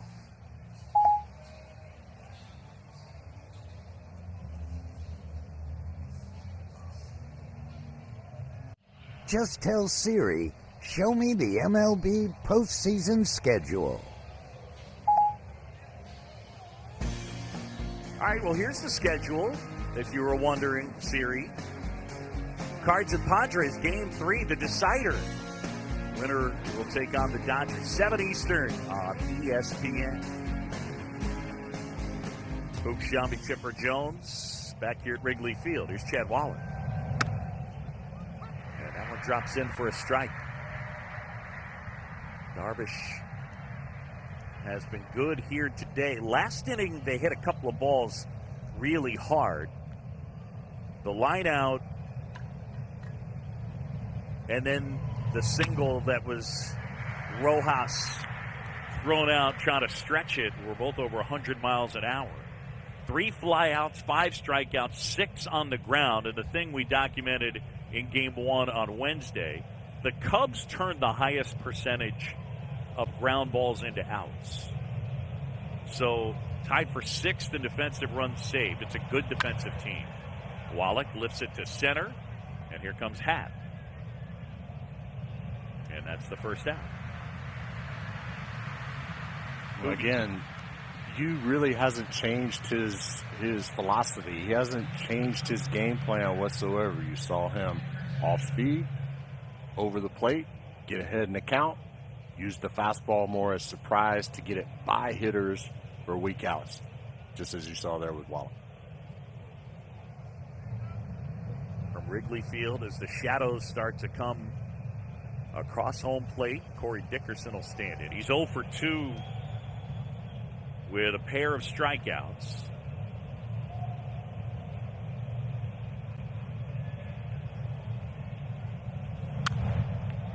Dickerson, a guy who was a 29th round pick by the Rockies in 2009. And in that same year, in the second round, they took a high school infielder named Nolan Arenado. He's a pretty good player. Decent. Here comes the 0-1. Left field, Schwarber into the shadows, and down there by, cover your ears, Cubs fans, Bartman land. You had to say it, didn't you? You had to go there. Yeah. Playing the role of Steve Bartman will be that lady. And here he is. All right, so it's Game 6. Cubs are up 3-0. Luis Castillo With one out and a man on, Alou, Bartman, history.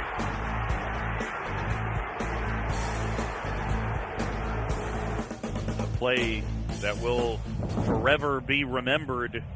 Marlins scored 8 runs in that inning. In fact, the Marlins scored 5 times in the 7th on Wednesday. The last time they scored that many runs in an inning in a postseason game was Game 6 of the 2003 NLCS, where the Bartman play was right in the middle of it. Now, I think worth stating that Alex Gonzalez booting Miguel Cabrera's ground ball was a pretty big play in that inning, but wow. Quite the understatement there, Boog. But I wonder if we were to here's that error. See this play here. I mean, they're getting at least one there, and I think they had a chance with Cabrera running to turn 2. But it's a play that Alex Gonzalez was a stud at shortstop. He grew up in South Florida playing with the likes of Alex Rodriguez, Mike Lowell, Raul Ibanez. He's a really good player.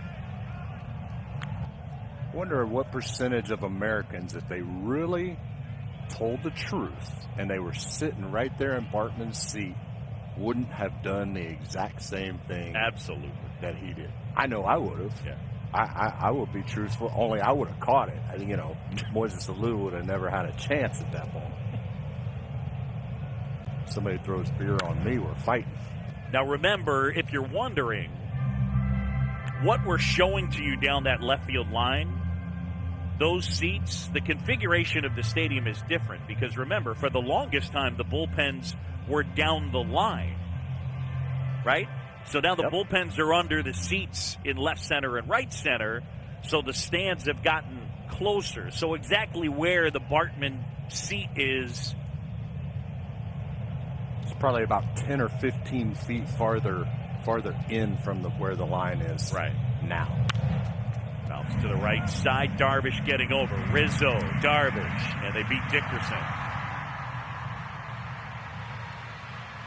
Good play right here. This is PFP, pitcher's fielding practice at its finest. This is a tough play by Rizzo for the simple fact that he underhands it as opposed to throwing it. They get a lot on that throw to be able to underhand it, get it there on time as Darvish is crossing first base. Oh, and he has to beat the runner. Anthony Rizzo, a brilliant defensive first baseman. Yeah, a little two-seamer underhand. That's right. Throw on the sinker. You know Riz. Yeah. 3 times he's won the Gold Glove. He's also won a Platinum Glove one of those years as the best defender in his league. Here's John Birdie now. Ball 1. Birdie has grounded out and singled. Formerly a first, or I should say 18th round pick of the Blue Jays. Let me say that again. Can I do that one more time? 2018. Read your writing, Boo. Good Lord. He was a 3rd round pick. That's my final answer. Gosh. But anyway, he was drafted by the Blue Jays, debuted with them, and the Marlins signed him as a free agent a couple years ago. And he's a nice player. Scrappy, athletic, good speed.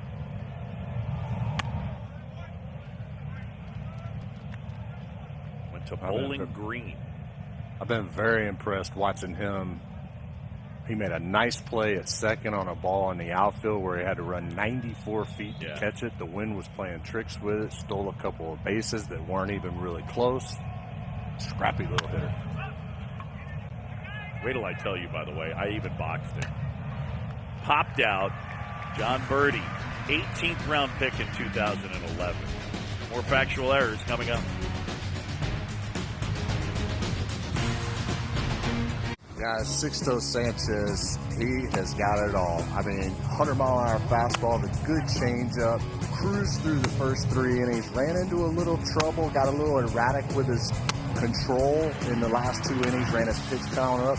But I tell you what, coming out here in Game 2 in his first postseason experience, I think the Miami Marlins will take 5 shutout from Sixto Sanchez.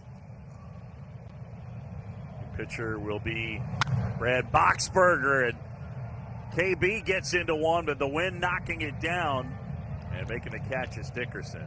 All right, yeah, it fooled me, I swear. All right, let's take a look at our game track. It's brought to you by Geico.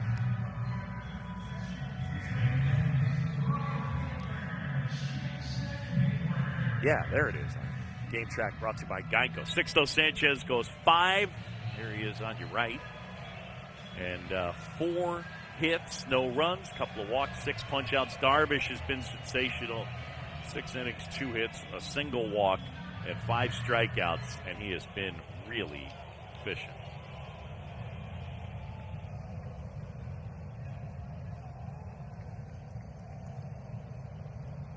So Boxberger, who fires in a strike, a former Royal, former Diamondback, been with the Rays and the Padres. Had a good year for them. About a strikeout an inning. Marlins as a staff were 29th out of 30 teams in strikeout rate. Wallach going to giving it a look. I think that's another thing that probably, at least the last few years, Chipper, has correlated with winning. We talk about the postseason, you got to hit home runs. You also need pitching staffs, at least it's been the norm, that strike people out. Yeah, I think the least amount of pressure you can put on, or you have to put on your defense, because let's face it, I know I had a glove on out there on defense. Sometimes in the postseason, you got guys out there that don't want the ball hit to them. You know, they want that pitcher. That's why John Smoltz was so good in the postseason. He had that strikeout element back in the day. You love the power pitching in the postseason because you get outs without putting the ball in play.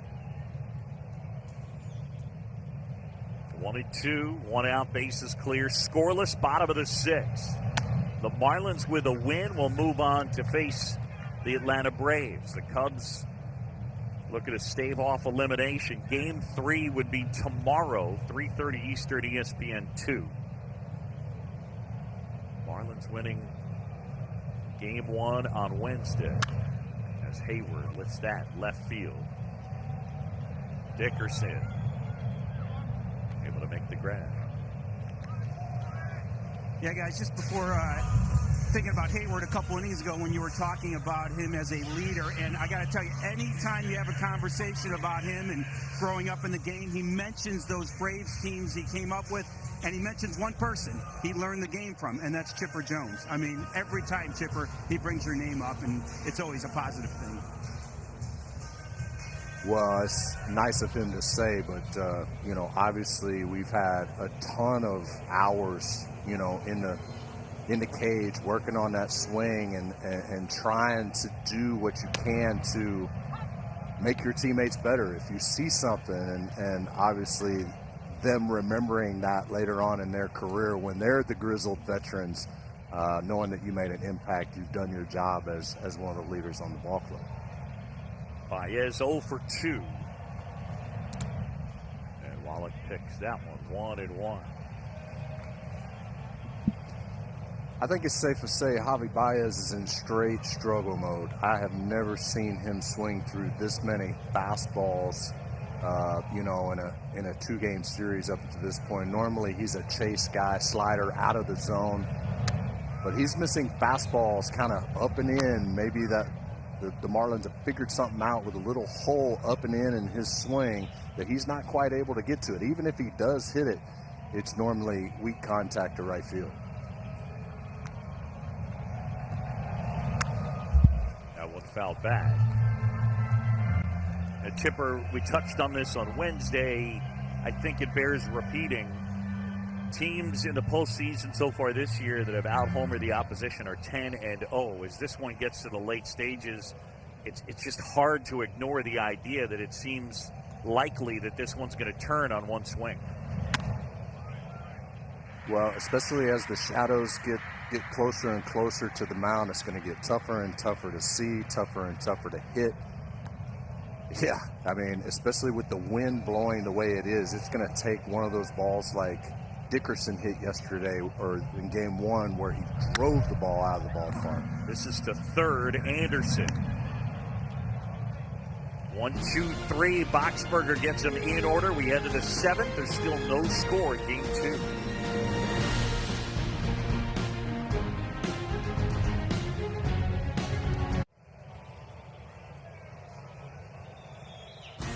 Authentic caps, tees, jerseys, hoodies, and more. Get all your postseason gear and cheer on your team at home with the official source, MLBshop.com. Good spot, MLBshop.com. As Yu Darvish goes back to work. Jesus Aguilar.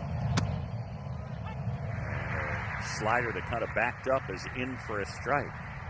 Big right-handed hitter. He was 0 for 1. He's fly down. And he's been hit by a pitch. Darvish has been really good. That one missing inside. Well, we said in the open that he had to do one thing for the Chicago Cubs, and that's give them length. Get them into the 7th, hopefully 8th and 9th innings. He's done it at a very efficient rate, 79 pitches up to this point. I feel like if he has another efficient inning this inning, him going out there for the 8th is a definite. Down the right field line, Hayward and Rizzo. And that's out of play. 1-2 on Aguilar. Cubs team in the playoffs for the 5th time in the last 6 years. By win percentage, this is the best stretch of Cubs baseball in 80 years. And David Ross has been right in the middle of it. First year as manager, of course, the great work done by his predecessor, Joe Maddon, who he played for. The 1-2. Swing and a miss. Four-seamer up at 94, struck him out. Well, how many times have we seen it today? Him waiting until 2 strikes to throw that four-seamer that just kind of gets up on the hitter a little quicker than you think. A four-seam fastball, but a good strikeout pitch for him today. Darvish, since the second half of 2019, has posted a 2.40 ERA. I mean, he's been really locked in, and that's when he got there with Caratini, who did a nice job there framing that last pitch, keeping it in the zone. Just watch the hand. It's subtle, Chipper. Yeah, it doesn't take much. You don't want to jerk too much, but you want to just kind of subtly kind of get it back in there. And he stole that one. The K-Zone says that was a strike, but I think most hitters will tell you they don't want that one called. Wow. Just dotting it outside, and it's 0-2. I don't know what Brian Anderson's supposed to do about that, right? He's had a tough series. I'll tell you what, whenever you go up and into the corner of the strike zone and then down and away at the corner of the strike zone, there's not a whole heck of a lot you can do. You got to cover 2 feet. That's impossible. 10th 0-2 count. Little bouncer over the pitcher's mount. Bodie charges, unloads, got him. Yu Darvish, they signed him 6 years, $126 million, and he endured some injury issues, but eventually in the second half of last year, things got right. Look at the progression, 495 to 398 to 201. This year, the best walk rate of his career, neutral split guy. And he has been as advertised here today, dealing with Garrett Cooper. And in for a strike. There's a cutter. First pitch. I remember the first time I ever saw this guy. He was pitching for Japan in the World Baseball Classic. And you know, it's spring training for us, first time we go in there. And the first time I saw him, I was like, man, I hope I don't have to face him. And there were a couple more ticks on the radar gun, right? I mean, he's 34 now, and there was a little more 97 then. Yeah, and the just drop off the table split. I mean, it's basically what you see Ohtani doing, or what he did when he was healthy before the Tommy John surgery. It was just big guy, threw hard, bottom falls out of the split, got an idea with the breaking stuff. You are definitely not ready for that in March. Here's the 0-2. Nice stop by Caratini as Cooper wouldn't chase. We're scoreless. We're in the 7th. It's game 2 of this best-of-3 National League Wild Card Series. John Sciambi and the Hall of Famer Chipper Jones. The Marlins won the opener on Wednesday 5-1. Rain washed out the game yesterday, although it didn't rain all that much. But so this is game 2. Game 3 would be tomorrow afternoon. Cubs need a win to stay alive. Just off the outside edge. He was still feeling pretty good. That one at 96 and had a little cut to it. He's almost 90 pitches into his game and still feeling good. That bodes well for the Cubs.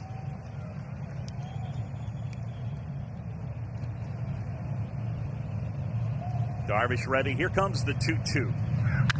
Uh-oh. That one hammered to left. Darvish with Schwarber back there looking, and that one is gone.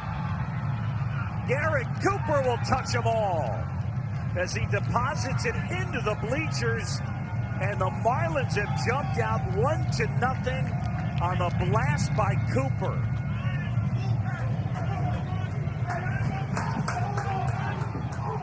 How about that? Well, Coop has missed a couple of hanging sliders today, but he doesn't miss this one. And with that wind blowing straight in from left field, I can't tell you how centered he must have hit this ball. I mean, that ball should have probably come back into the ballpark and just barely gets out. But wow, what a big blow for the Marlins. Yeah, that likely would have ended up on Waveland without the wind. Watch Darvish. He kind of had a feeling at that point. He knew he made a mistake with it. Wanted that ball off the plate away to get a swing and a miss. Coop just a little out front, centered it perfectly. He gave up 5 homers the whole year. And a long ball has turned the tide in this one. Miami on top, 1-0.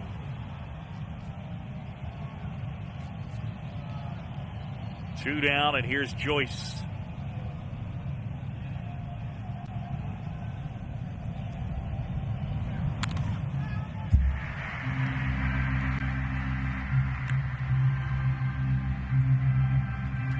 So Yu Darvish giving up the home run. The Marlins, I mean, as a team, they only got a shade over 36% of their runs on homers, and yet so far in this series, 100% of their runs have come on homers. They were 27th in that department this year. Center field, Happ dives, can't get it. Now Schwarber's going to try and track it down. And Joyce will stop at second.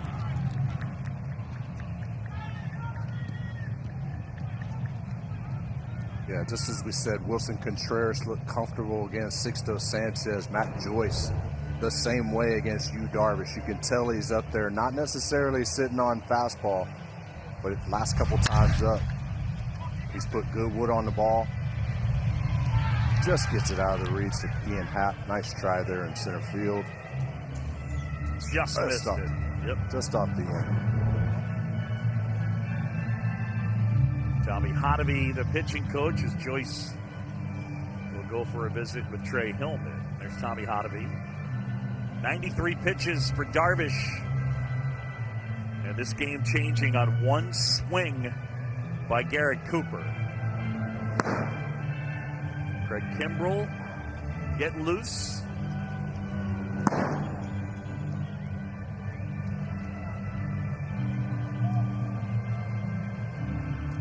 So good today.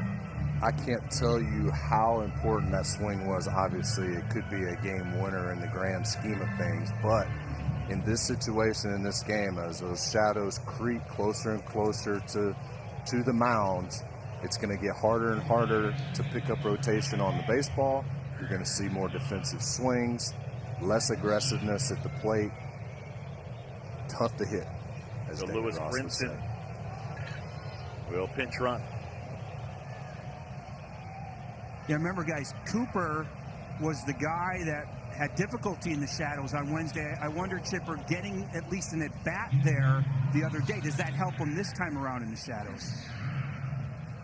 Well, I don't think it really has an effect yet. I think once the shadows kind of get halfway, maybe a little more than halfway to the mound, that's when it really affects you. I think they can still pick up rotation at this point, but you're right. Look at this. Sierra with a base hit. Brinson around third of the plate, and he will score. They go with the intentional walk, and Magneuris Sierra delivers, and the Marlins are up 2-0.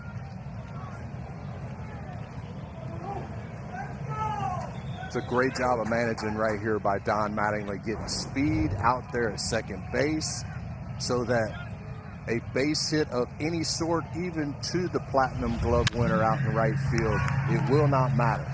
He gets a good jump, cuts the base paths, and makes it easily. 2-0 Marlins. How about Sierra playing in place of the injured Starling Marte? And yeah, we'll throw some win probability at you. 76%.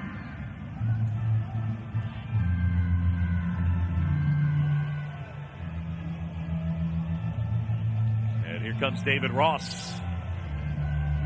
And it looks like the afternoon is going to be over for Craig Kimbrell to come into this game. Darvish takes the baseball, did nice work, but the Marlins get two, breaking the action from Wrigley.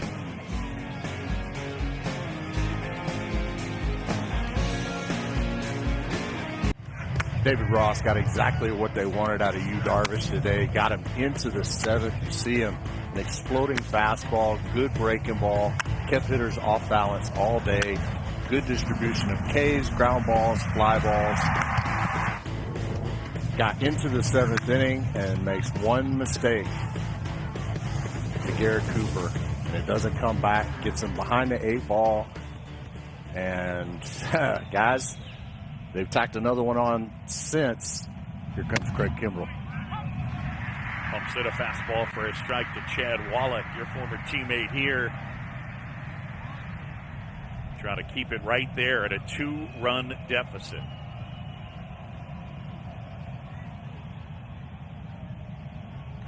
Wouldn't be surprised to see a stolen base right here, Boog.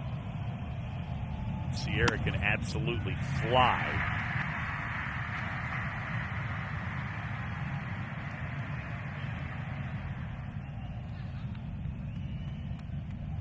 For Kimbrell, we showed you the numbers. Wasn't totally healthy, and of course wasn't great the whole year, but settled down a bit as the season went on. Their bullpen ranked 7th in the National League in ERA, but still that starting unit was better. It's a bullpen now. Rowan Wick was quite good for them this year, and he's out with an oblique injury. Right here, it's Rojas at third, Sierra at first. And there's strike 3, and Wallach is gone. The Marlins pick up 2 as we stretch. It's 2-0.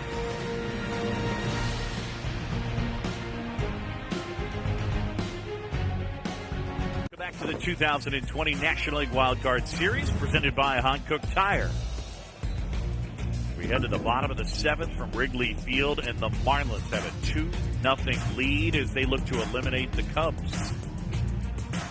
New right fielder, the South Florida native, Lewis Brinson, grew up a Marlins fan. Pinch runner stays in the game. And Brad Boxberger delivers down low. Ball 1 to David Boat. 8-9-1 scheduled for the Cubs.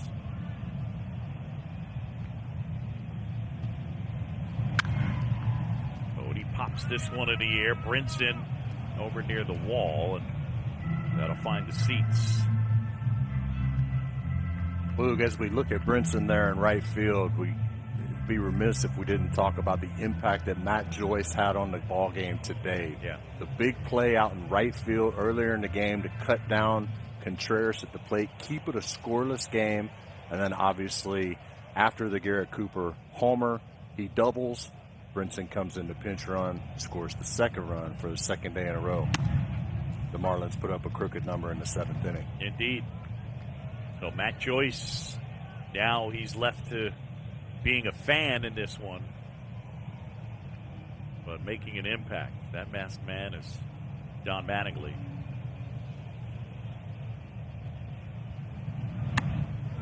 Pitch upstairs. You can see the only place for Don Mattingly, by the way, where you can see his number is on the side of his gaiter.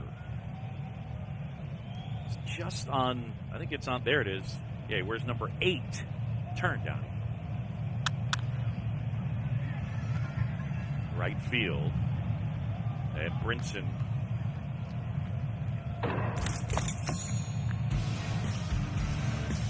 Here's that play. Yeah, this is the play we were talking about. Contreras with a slow jump off a second, looping line drive over the first baseman's head, causes him to hesitate. Matt Joyce comes up and throws a dime. Long hop, one hop, throw to home plate to nail Contreras at the plate. Boxberger is done, and we got ourselves a pitching change. Richard Blyer coming in, 2-0 Marlins. Except thanks. We're going to football. What a day. New pitcher is Richard Blyer. Where did that baseball just come from? See the numbers as he got into game one, a third of an inning, and got happed to wrap into a fielder's choice. This is Cameron Maben, who swings and misses. Got to count 0-2. Maben, pinch hitter. Played most of the year with the Tigers. Time called good veteran presence for them. He has played all over the place. Look out. Blyer knocks it down. Maben sprinting for first. Throw. Pick out. Iasonia with the call. Let's see if Blyer's all right. Wow, that was hit hard. 100 miles an hour, the exit velocity. Nobody having any trouble with the shadows here. Cam centers that ball back up the middle. Blyer knocks it down. Stays within himself. And a good pick by Garrett Cooper over there at first base to get the out. That's a tough play for a first baseman. Into the runner. Sticks with it. Closes his eyes and it sticks. Back up the middle on a bounce. Birdie throws him out. And the Cubs go 1, 2, 3. We're headed to the 8th. The Marlins 6 outs away from advancing.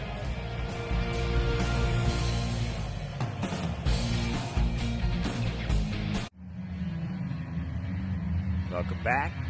Wilson Contreras moves from the DH spot to catcher, so they lose the DH.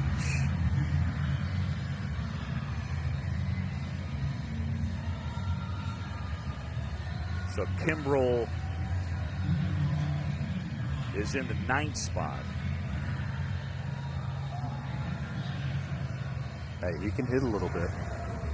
Yeah, I don't think that's going to happen, but we'll see. I don't think so either. Don't think he's going to get that opportunity, but yeah. So it'll be the top of the order. Dickerson, Birdie, and Aguilar. The Marlins up 2-0. Boog Sciambi and the Hall of Famer Chipper Jones. Winner of this series takes on the Braves. The winner of tonight's game between the Cardinals and the Padres will take on the Dodgers. Dodgers won last night behind Clayton Kershaw, eliminated the Brewers.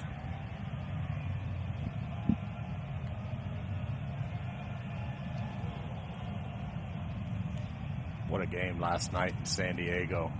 Stayed up and watched a little bit of that. 97 with that heater. Yeah, indeed. Jack Flaherty goes for the Cardinals this evening, and he'll be opposed by Craig Stammen, who is making the start for the Padres. He's a reliever. It's the first start for him, I believe I read on the Twitter, since 2010.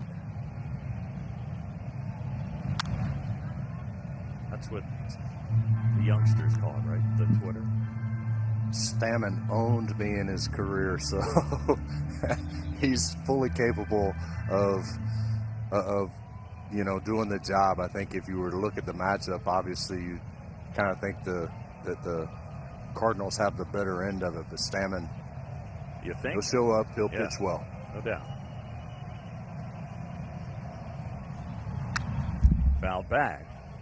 Yeah, with the Nationals in 2010, he started 19 times. That's the last time that Craig Stammen started a big league game. That is a long time ago. And he threw one inning in game one of that series.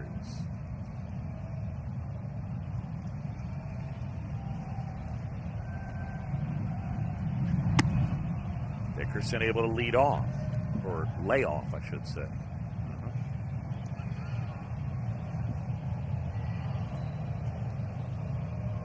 Got to definitely give the advantage to the pitcher right here. We were full-blown shadows right now. He may have some clouds coming over, so it doesn't look as bad, but when it gets bright, it is virtually impossible to pick up rotation. And there it goes. Little bouncer foul. By the way, you were 0 for 8 against Craig Stammen in your career. That's pretty much ownage. Yeah. I have no batting average against him. 0.0.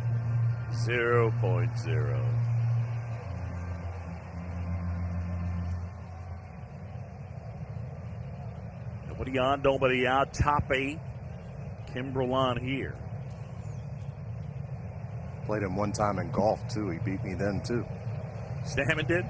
Yeah. The 1-2. A little bit high, and now 2 balls and 2 strikes. Dickerson, Birdie, Aguilar. Here in the Miami 8th. The Marlins lead 2-0 with a win. They will win this series. Birdie on deck.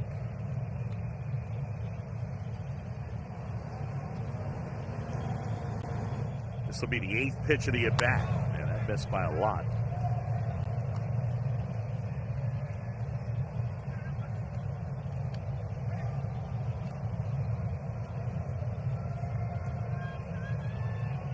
Ross looking on, hoping that when his team gets a chance to hit in the bottom of this inning, they'll come up with some offense. They have been shut down by the Marlins pitching staff. Dickerson back in, the pitch.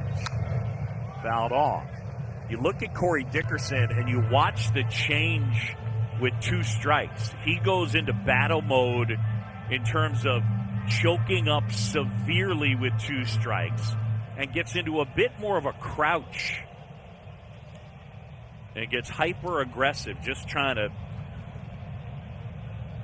touch up anything that he can. I mean, he's climbed up the handle of that bat pretty good. And really into his legs. And continues to hang in there.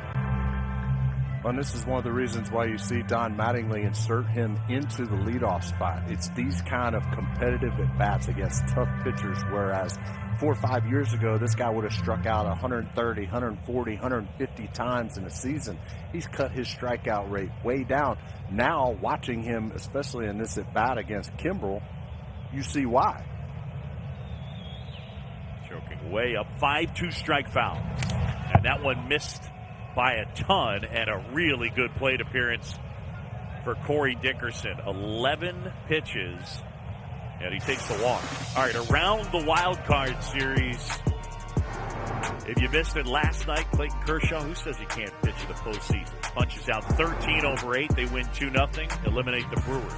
Tatis and Myers, second pair of teammates, each with 2 homers in the same game. Braves taking a selfie, sweep the Reds, and they play the winner of this series.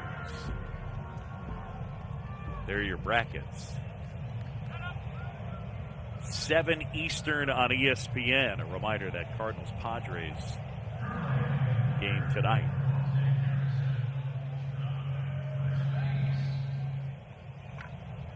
So pinch runner at first, and Monte Harrison. And he'll stay in and defend.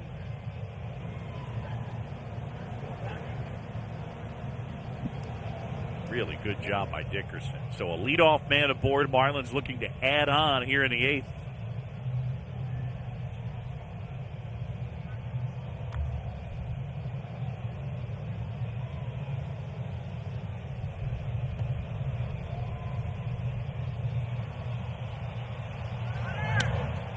Runner taking off. And a stolen base for Harrison. Well, that didn't take long, did it? You know, Craig Kimbrell not all that quick to home plate. That combined with the fact that he tugs another fastball down and away. Wilson Contreras basically no shot at getting to Speedy Harrison in second. Yeah, made a wise decision to not give it a go. And now the 1-0 to Birdie. And ball that's out.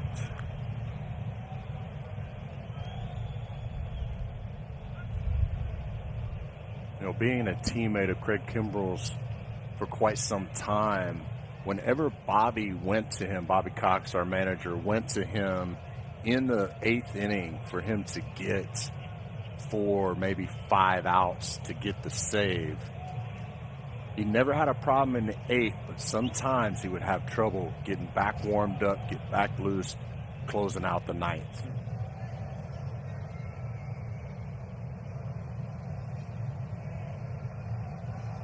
Trademark stare in as he hunches over. Birdie showed bunt for a second. And a bluff as Harrison is back in. Caratini started. Contreras now back there as Birdie checks the signs.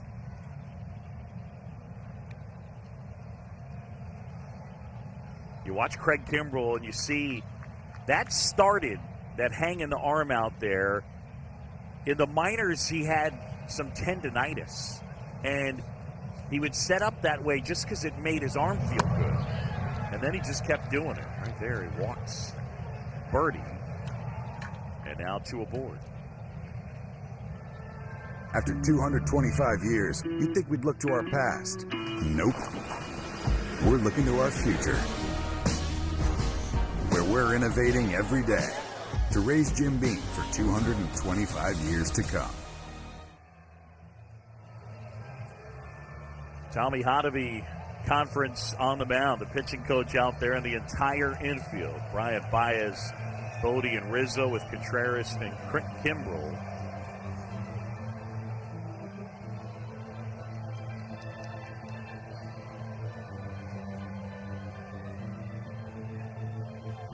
The Marlins unbeaten when leading by multiple runs in the postseason. The only undefeated franchise when leading by 2 or more runs. It's pretty crazy. They played 6 playoff series, and they've won them all. 3-0 in 97. They beat the Braves in the LCS, and 3-0 in 03. I had to bring that up. Sorry. Here's the pitch. That's in for a strike. I know a little verbal jab when I hear it. I just, it's just sort of, we're not in the same room. I'm in Bristol, you're in Atlanta. It's kind of my way of saying, hey, buddy, how you doing?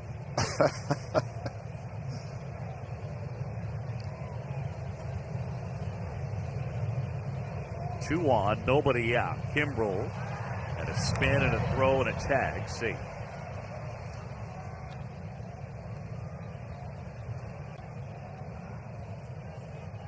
Harrison at second, Birdie at first, so good speed out there.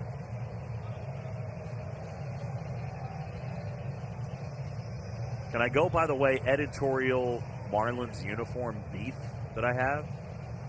What you got?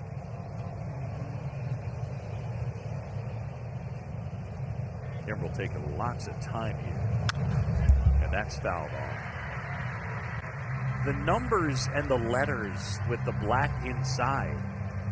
It's nice if you got the HD TV and you're looking at the Marlins. But from 5 feet away, you can't read it.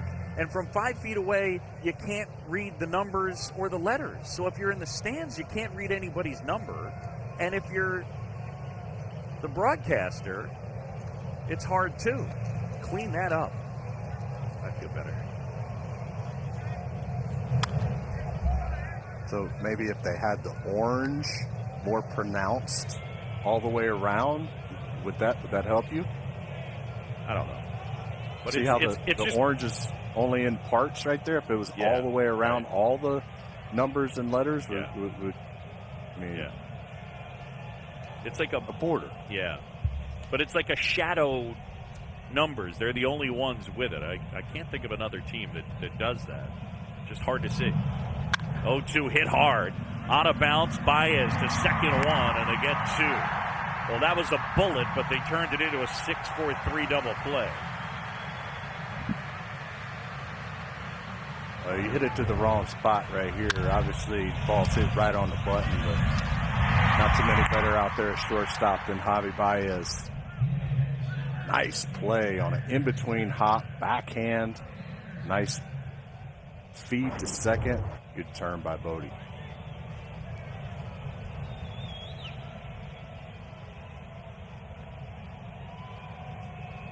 So 2 away now, and Brian Anderson, who's 0 for 3. Their cleanup guy led him at homers this year. He hits with Harrison at third. And there's the strike. Marlins leading the Cubs 2-0. John Shambi, Chipper Jones, Major League Baseball on ABC. If the Marlins win, they will take on the Braves in the division series.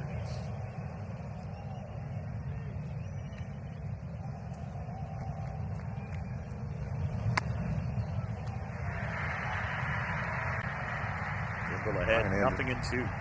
Brian Anderson's going to be about the only Marlin that's not going to want to stay in Chicago. He wants to get the heck out of here. He's had a rough series. I mean, they have pitched him really, really tough. Seems like every pitch has been right on the corner, and the umpire's given the benefit of the doubt pretty much every time.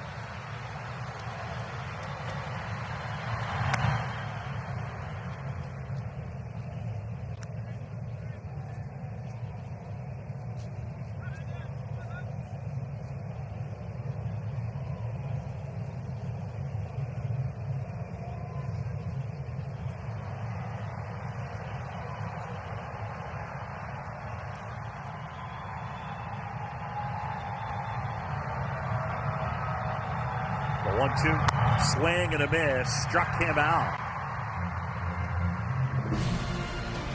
We go to the bottom of the 8th. The Cubs down to their final 6 outs. 2-0 Miami.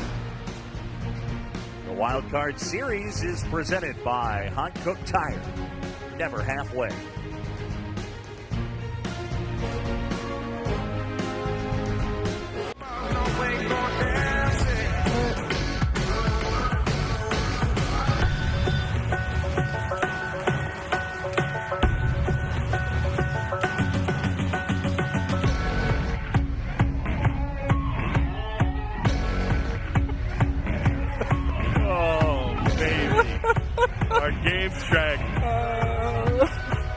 Marlins leading this one 2-0. Boog Shambi. Yeah, that dancing fool, Hall of Famer Chipper Jones. Jimmy Garcia takes over on the mound and some defensive changes. Monte Harrison is in center field, and Magneuris Sierra, who's got a big hit in this one, moves to left. Marlins up 2-0, 6 outs away. Garcia, who pitched in game 1 and fired a shutout inning, including a couple of punch-outs. He was great this year. 14 appearances, 0.60, and better than a strikeout an inning.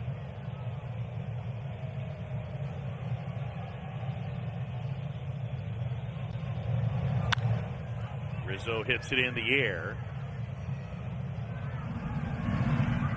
And Rojas, no, that's Anderson, I beg your pardon.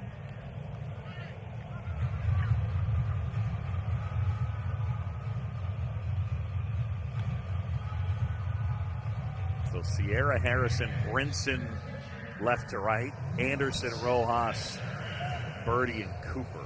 And Yimi Garcia on the mound. The Marlins 5 outs away, leading it 2-0. The Cubs have been held to 1 run in this series on 1 swing. An Ian Happ solo homer in the 5th on Wednesday. That's been it. Been an impressive performance by Sandy Alcantara, Sixto Sanchez, and this Marlins bullpen have absolutely been in control from pitch 1 of game 1. Contreras plunked. Oh, is the umpire calling him back? Will Little is saying he put his elbow into it, and guessing David Ross might get thrown out here. I don't really know that he needed to stick his elbow out. I mean, it made it look blatant because he stuck his elbow out. I think that ball was chasing him anyway. Maybe not.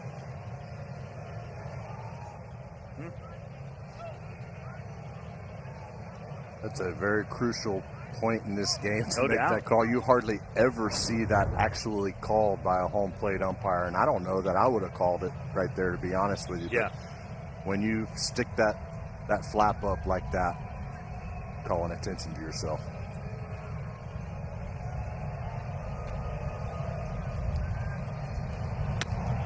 Where's the bunt? There's the strike.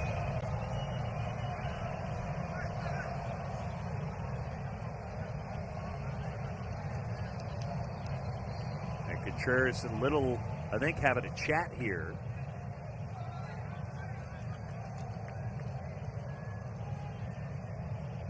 So it goes as a ball as he gets called back. And they had the shift on the infield. That time it hit him. Okay.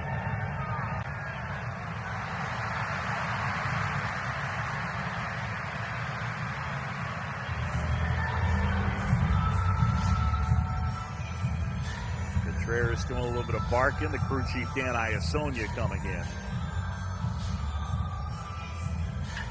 Will Little out to talk to Yimi Garcia. Here's the number 1.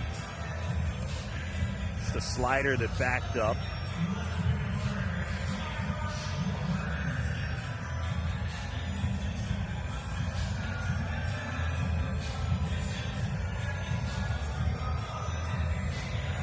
That one had a little more fuzz, a little more intent on it. I think the pitch before, Contreras and Garcia were kind of chirping at each other. That promoted Little to come out and get in between them. But you certainly don't want to bring the tying run to the plate, do that on purpose.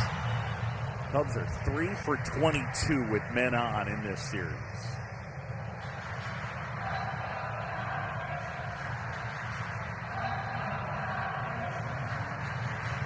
Schwarber here, 0 for 2.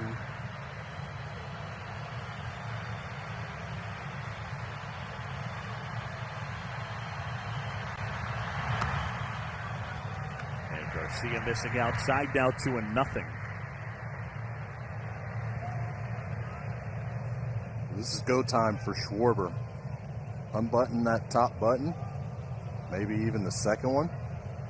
And Mel Stottlemyre Jr. coming out. And who knows, you saw Yimi Garcia and Wilson Contreras barking at each other, and maybe Garcia's still kind of stuck in that and agitated, but as Contreras checks with Craig Driver over there, No one is up in the Marlins' pen, and Sotomayor is trying to settle him down a little bit. We showed you Yimi Garcia's numbers. Small sample size, but he was really good.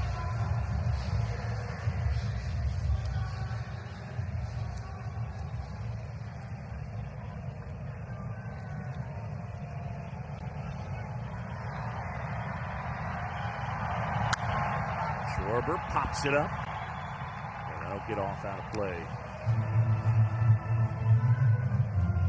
Kyle's done this to a ton of fastballs in the first two games of this series. He's gotten pitches to hit out over the plate, and we're used to seeing him drive those balls out of the ballpark. And he's just kind of up under him, shanking them to, over the third base dugout and to left field. See if he throws a little top hand into one. Center field, Harrison glides across and makes the grab. Contreras back to first, and there's 2 outs.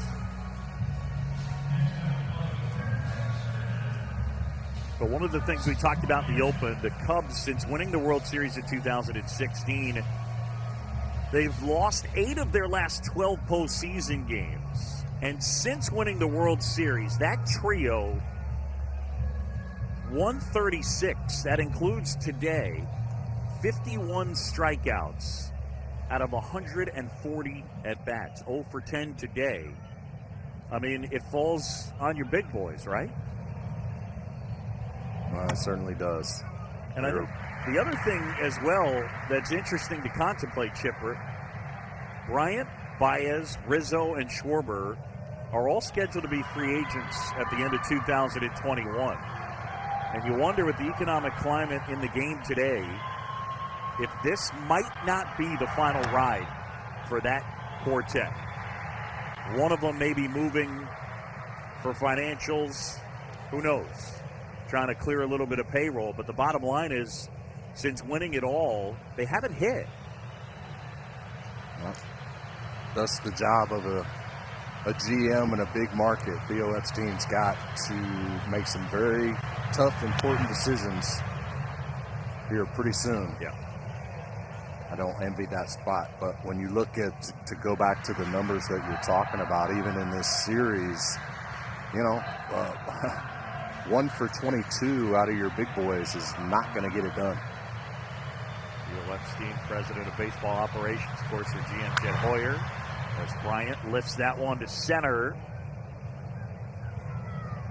And it falls in the glove of Harrison. The Marlins 3 outs away. This presentation of Major League Baseball will continue after this message and a word from our ABC stations.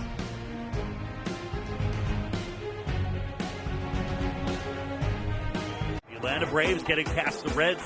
First postseason series win since 2001.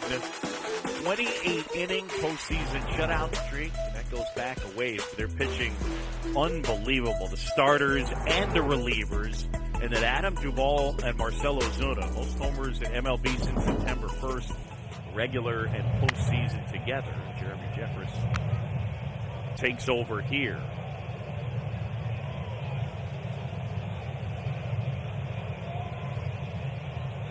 Appearances, game 1. He gave up the homer to Aguilar. Chipper Jones, what about the Braves and what about a matchup with the Marlins? Yeah, I can't imagine that too many people thought a series between the Atlanta Braves and the Cincinnati Reds would be as well pitched as it was, with those two potent offenses. So, the Braves come in, obviously pitching really, really well. They're going to have to. This is a good Marlins team, a team that gave them trouble throughout the year. If the Marlins do advance, it'll be a very intriguing matchup, and I look forward to it. The Braves have gotten some good starting pitching out of Ian Anderson and Kyle Wright of late, so we'll see if they can keep it going. Jeffers gets the chase, and now 2-2. Cooper with the big swing in this one.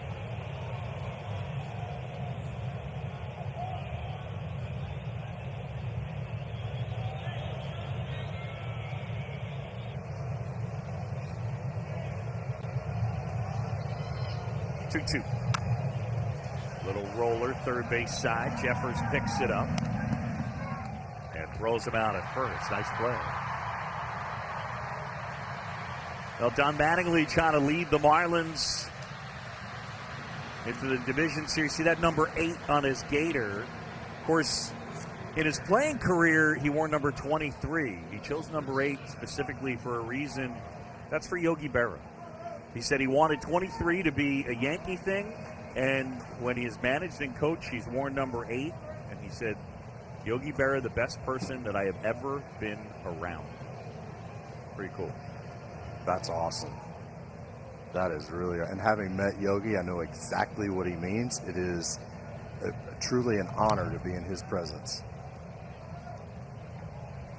Ball one to Brinson, who I mentioned grew up in South Florida as a Marlins fan. He came over as a key piece in the Yelich trade. But, yeah, grew up a Marlins fan. For those of us of a certain age, it makes us feel old. Grew up a big Juan Pierre fan. He's gotten a chance to work with JP. He was one of the hardest workers I've ever seen in my life. That guy, really good player, and the work ethic second to none, and helping to mentor Brinson a bit. Jeffers now a 2-0. That's in for a strike. Marlins up 2-0. John Shambi and Chipper Jones. We're in the 9th from an empty Wrigley Field. I'm in Bristol. Chipper is in Atlanta.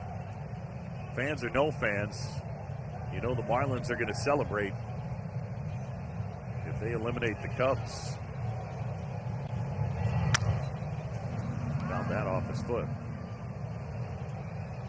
What a thrill it must be to grow up the fan of a team and then to don that major league uniform. That must just be the coolest thing. And going back to Juan Pierre, one of the best dudes you're ever going to run across in Major League Baseball. Without a doubt, the best bunter that I ever faced. Like, I literally had to play 75 feet from home plate. Just, I dared him to hit it by me, because I was so, third basemen don't like to be bunted on. Yeah. So when you have a really good bunter, you want to take that out of their arsenal. But he was one of those guys that was fearless in terms of practiced it so much that just because you were ready and aware for a bunt, there were times where he would try and succeed still bunting. You know what I mean? That he would still try you. How about this? He would suck me in bunting it and pop it over my head. He got a double like that one time. Wow. Out to short, Baez. Bad hop, picks it up, slings to first. And 2 down. Well, we've never done October like this before, and that means anything can happen. MLB has you covered on Facebook, Instagram, Twitter, and YouTube. Follow at MLB. From Wrigley Field, the Marlins 2 and the Cubs nothing. If you're just joining us, Marlins with 2 in the 7th. A homer by Garrett Cooper. And then Magneuris Sierra with an RBI single to score Lewis Brinson. Yu Darvish was good, but gave up the 2. And for the Cubs, in the 9th, it is scheduled to be Hayward, Baez, and Bodie.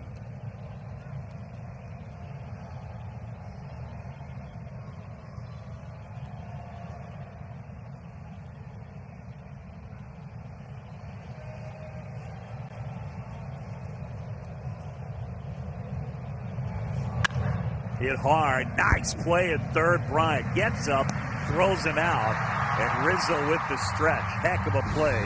Stole extra bases from Rojas. We go to the 9th. Our coverage of Marlins Cubs will continue on ESPN. Let's take you to New York for a special report. Now, here's George Stephanopoulos. Now playing on ESPN, the NBA Finals, Heat and the Lakers. 9 Eastern tonight, tomorrow. ESPN 7:30 Eastern. Number 4 Georgia hosting number 7 Auburn between the hedges And that's followed by our UFC Fight Night main card from Fight Island in Abu Dhabi. And Monday Night Football, Aaron Rodgers.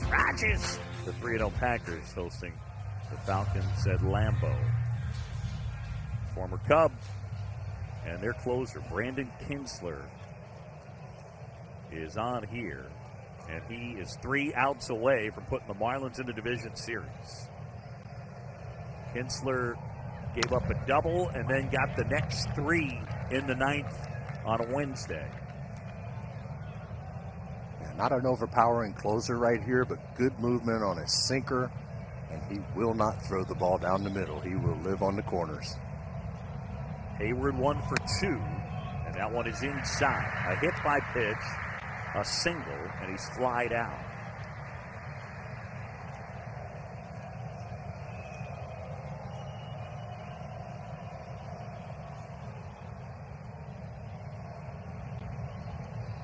The 1-1. Hayward the other way, slicing down the line. Fair ball getting into the corner. And Hayward's into second. And the Cubs are in business. So just the same way the 9th started on Wednesday with a double for the Cubs, Hayward a 2-bagger here.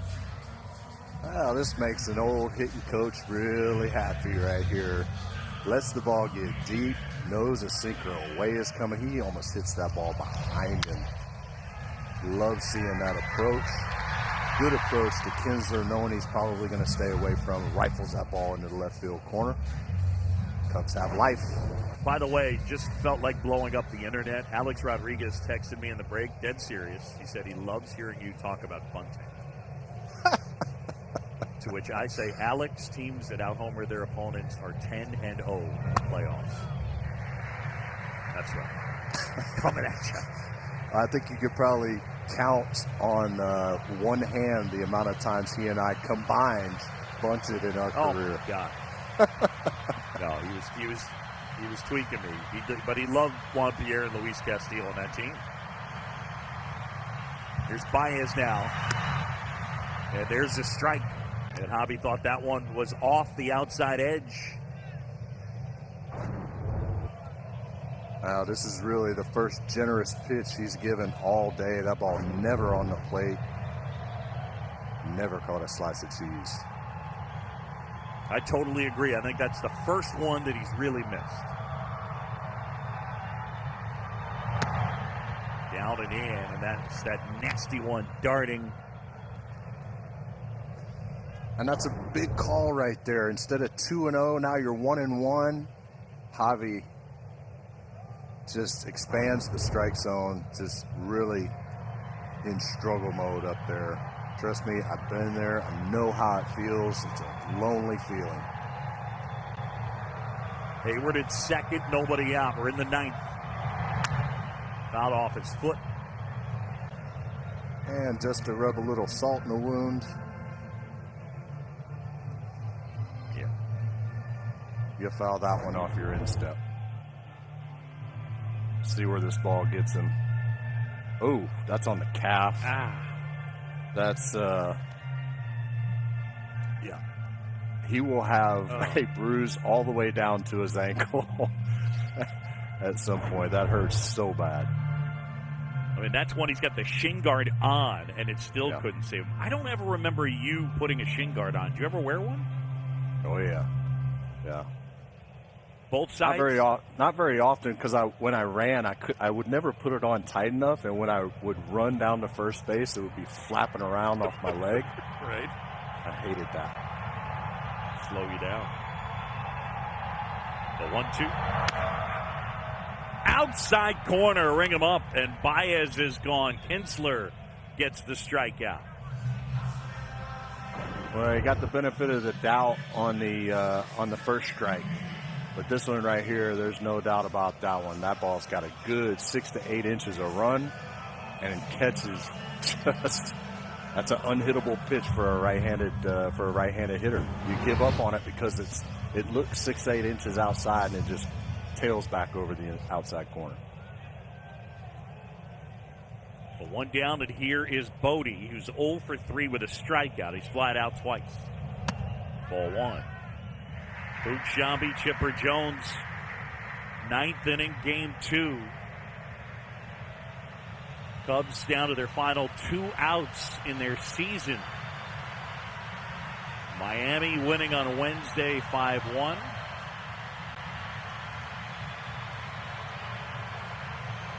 Trying to advance and face the Braves. And there's a strike. But guys, this is the guy the Cubs want at the plate. 379 this year with runners in scoring position. He's hit some clutch home runs as a Cub. Hit a walk-off grand slam against the Nats on Sunday Night Baseball a couple years ago. This is a pretty good matchup for the Cubs. Got a walk-off grand slam against Ryan Madsen for his 3rd Major League homer. Wallach did a nice job there trying to sell that, but Will Little wasn't buying. So now 2-1. Well, Bodie's done a good job of sparking this offense all year. Leads the team, not even playing every day, in RBIs. No bigger moment this year than right now.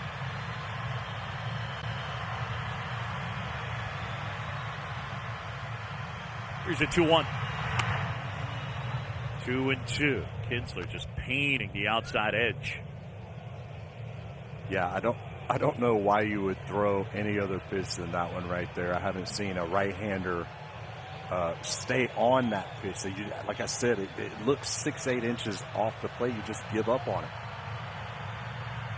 Showed you Jason Kipnis lurking in the on-deck circle. Kinsler trying to get Bodie. Hayward's at second. The Cubs are down 2 in the 9th.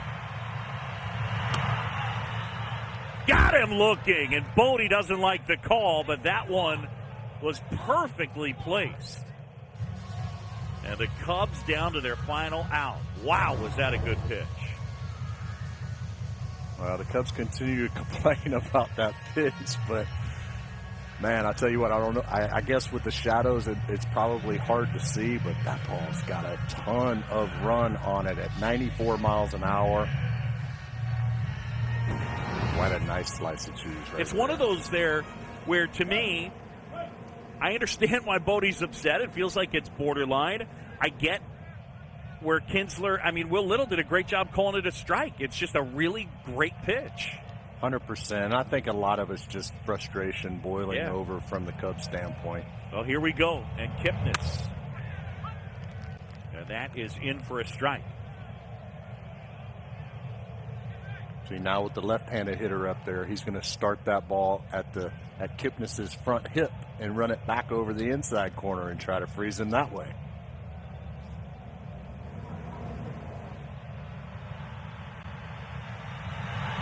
Too high that time. Hayward at second. Kipnis represents the tying run.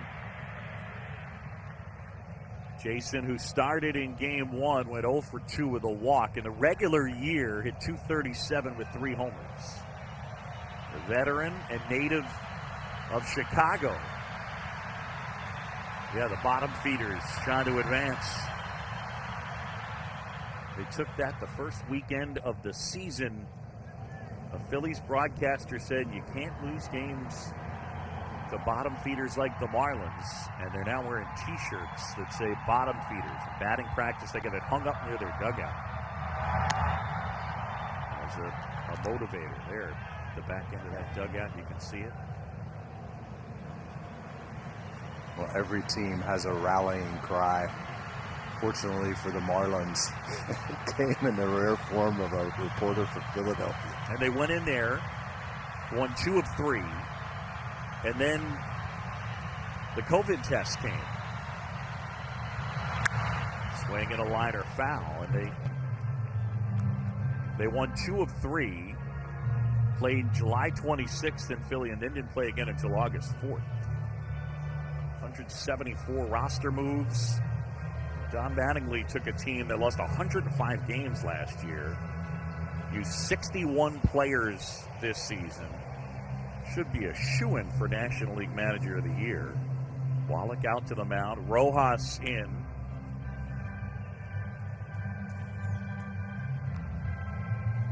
Marlins bullpen has been excellent. Sixto Sanchez, 5 shutout. The Braves would be next for the Marlins. Don Mattingly's team 1 out away.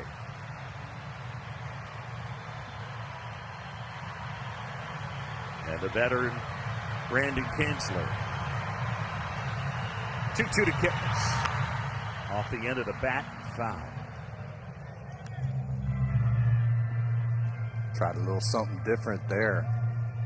Kipnis was cheating on the sinker inside, rifled it foul a pitch or two ago. This time he throws a little wrinkle, maybe a little slider down and in. Just got a piece of it.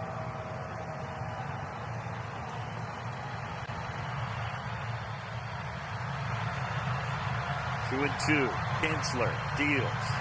Swing and a miss. Got him, and it's over. And the Marlins are headed to the division series as they beat the Cubs. 2-0 the final here. And they advance to the DS. Yeah, the bottom feeders, they're moving on. Don Mattingly's group, they go into Wrigley Field and sweep the quick 2 out of 3 series. 5-1 in the opener, 2-0. And that dominant starting pitching, sensational again today. Congratulations to the Miami Marlins. James Rowson and Don Mattingly sharing a moment. And for the Cubs, the story remains the same. Since winning it all in 16, the Bats going quiet in the playoffs. They've lost 9 of their last 13 postseason games. Celebration for Miami. Chad Wallach enjoying himself. Gary Cooper hit the big homer. And the bullpen was great. Boxberger, Blyer, Garcia, and Kinsler, 4 scoreless. And the final out. Exactly what we talked about right there, that comeback fastball. It is tough to pull the trigger on, even tougher to keep fair, and you're about to see some serious raw emotion from all of these Miami Marlins. That's a cool feeling. Want to say thanks to our producer, Scott Gustafson, director Chuck Cicerello, and graphics, Andrew Suarez, Stacy Toy, and Greg Baroud in Chicago. Great work by both Mike Leary and Mike Fox. Thanks, fellas. Ivan Sokolsky on stats.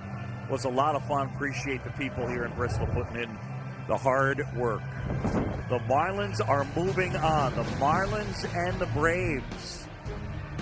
Yeah, that's what's coming up. And speaking of coming up tonight, 7 Eastern, Cardinals and Padres. The winner will get the Dodgers. Thanks for watching the 2020 National League Wild Card Series presented by Hankook Tire. Marlins win it 2-0. They're moving on. For Chipper Jones, Jesse Rogers, and our entire crew, I'm John Shambi. Thanks for watching Major League Baseball on ESPN. Up next, it is UTI.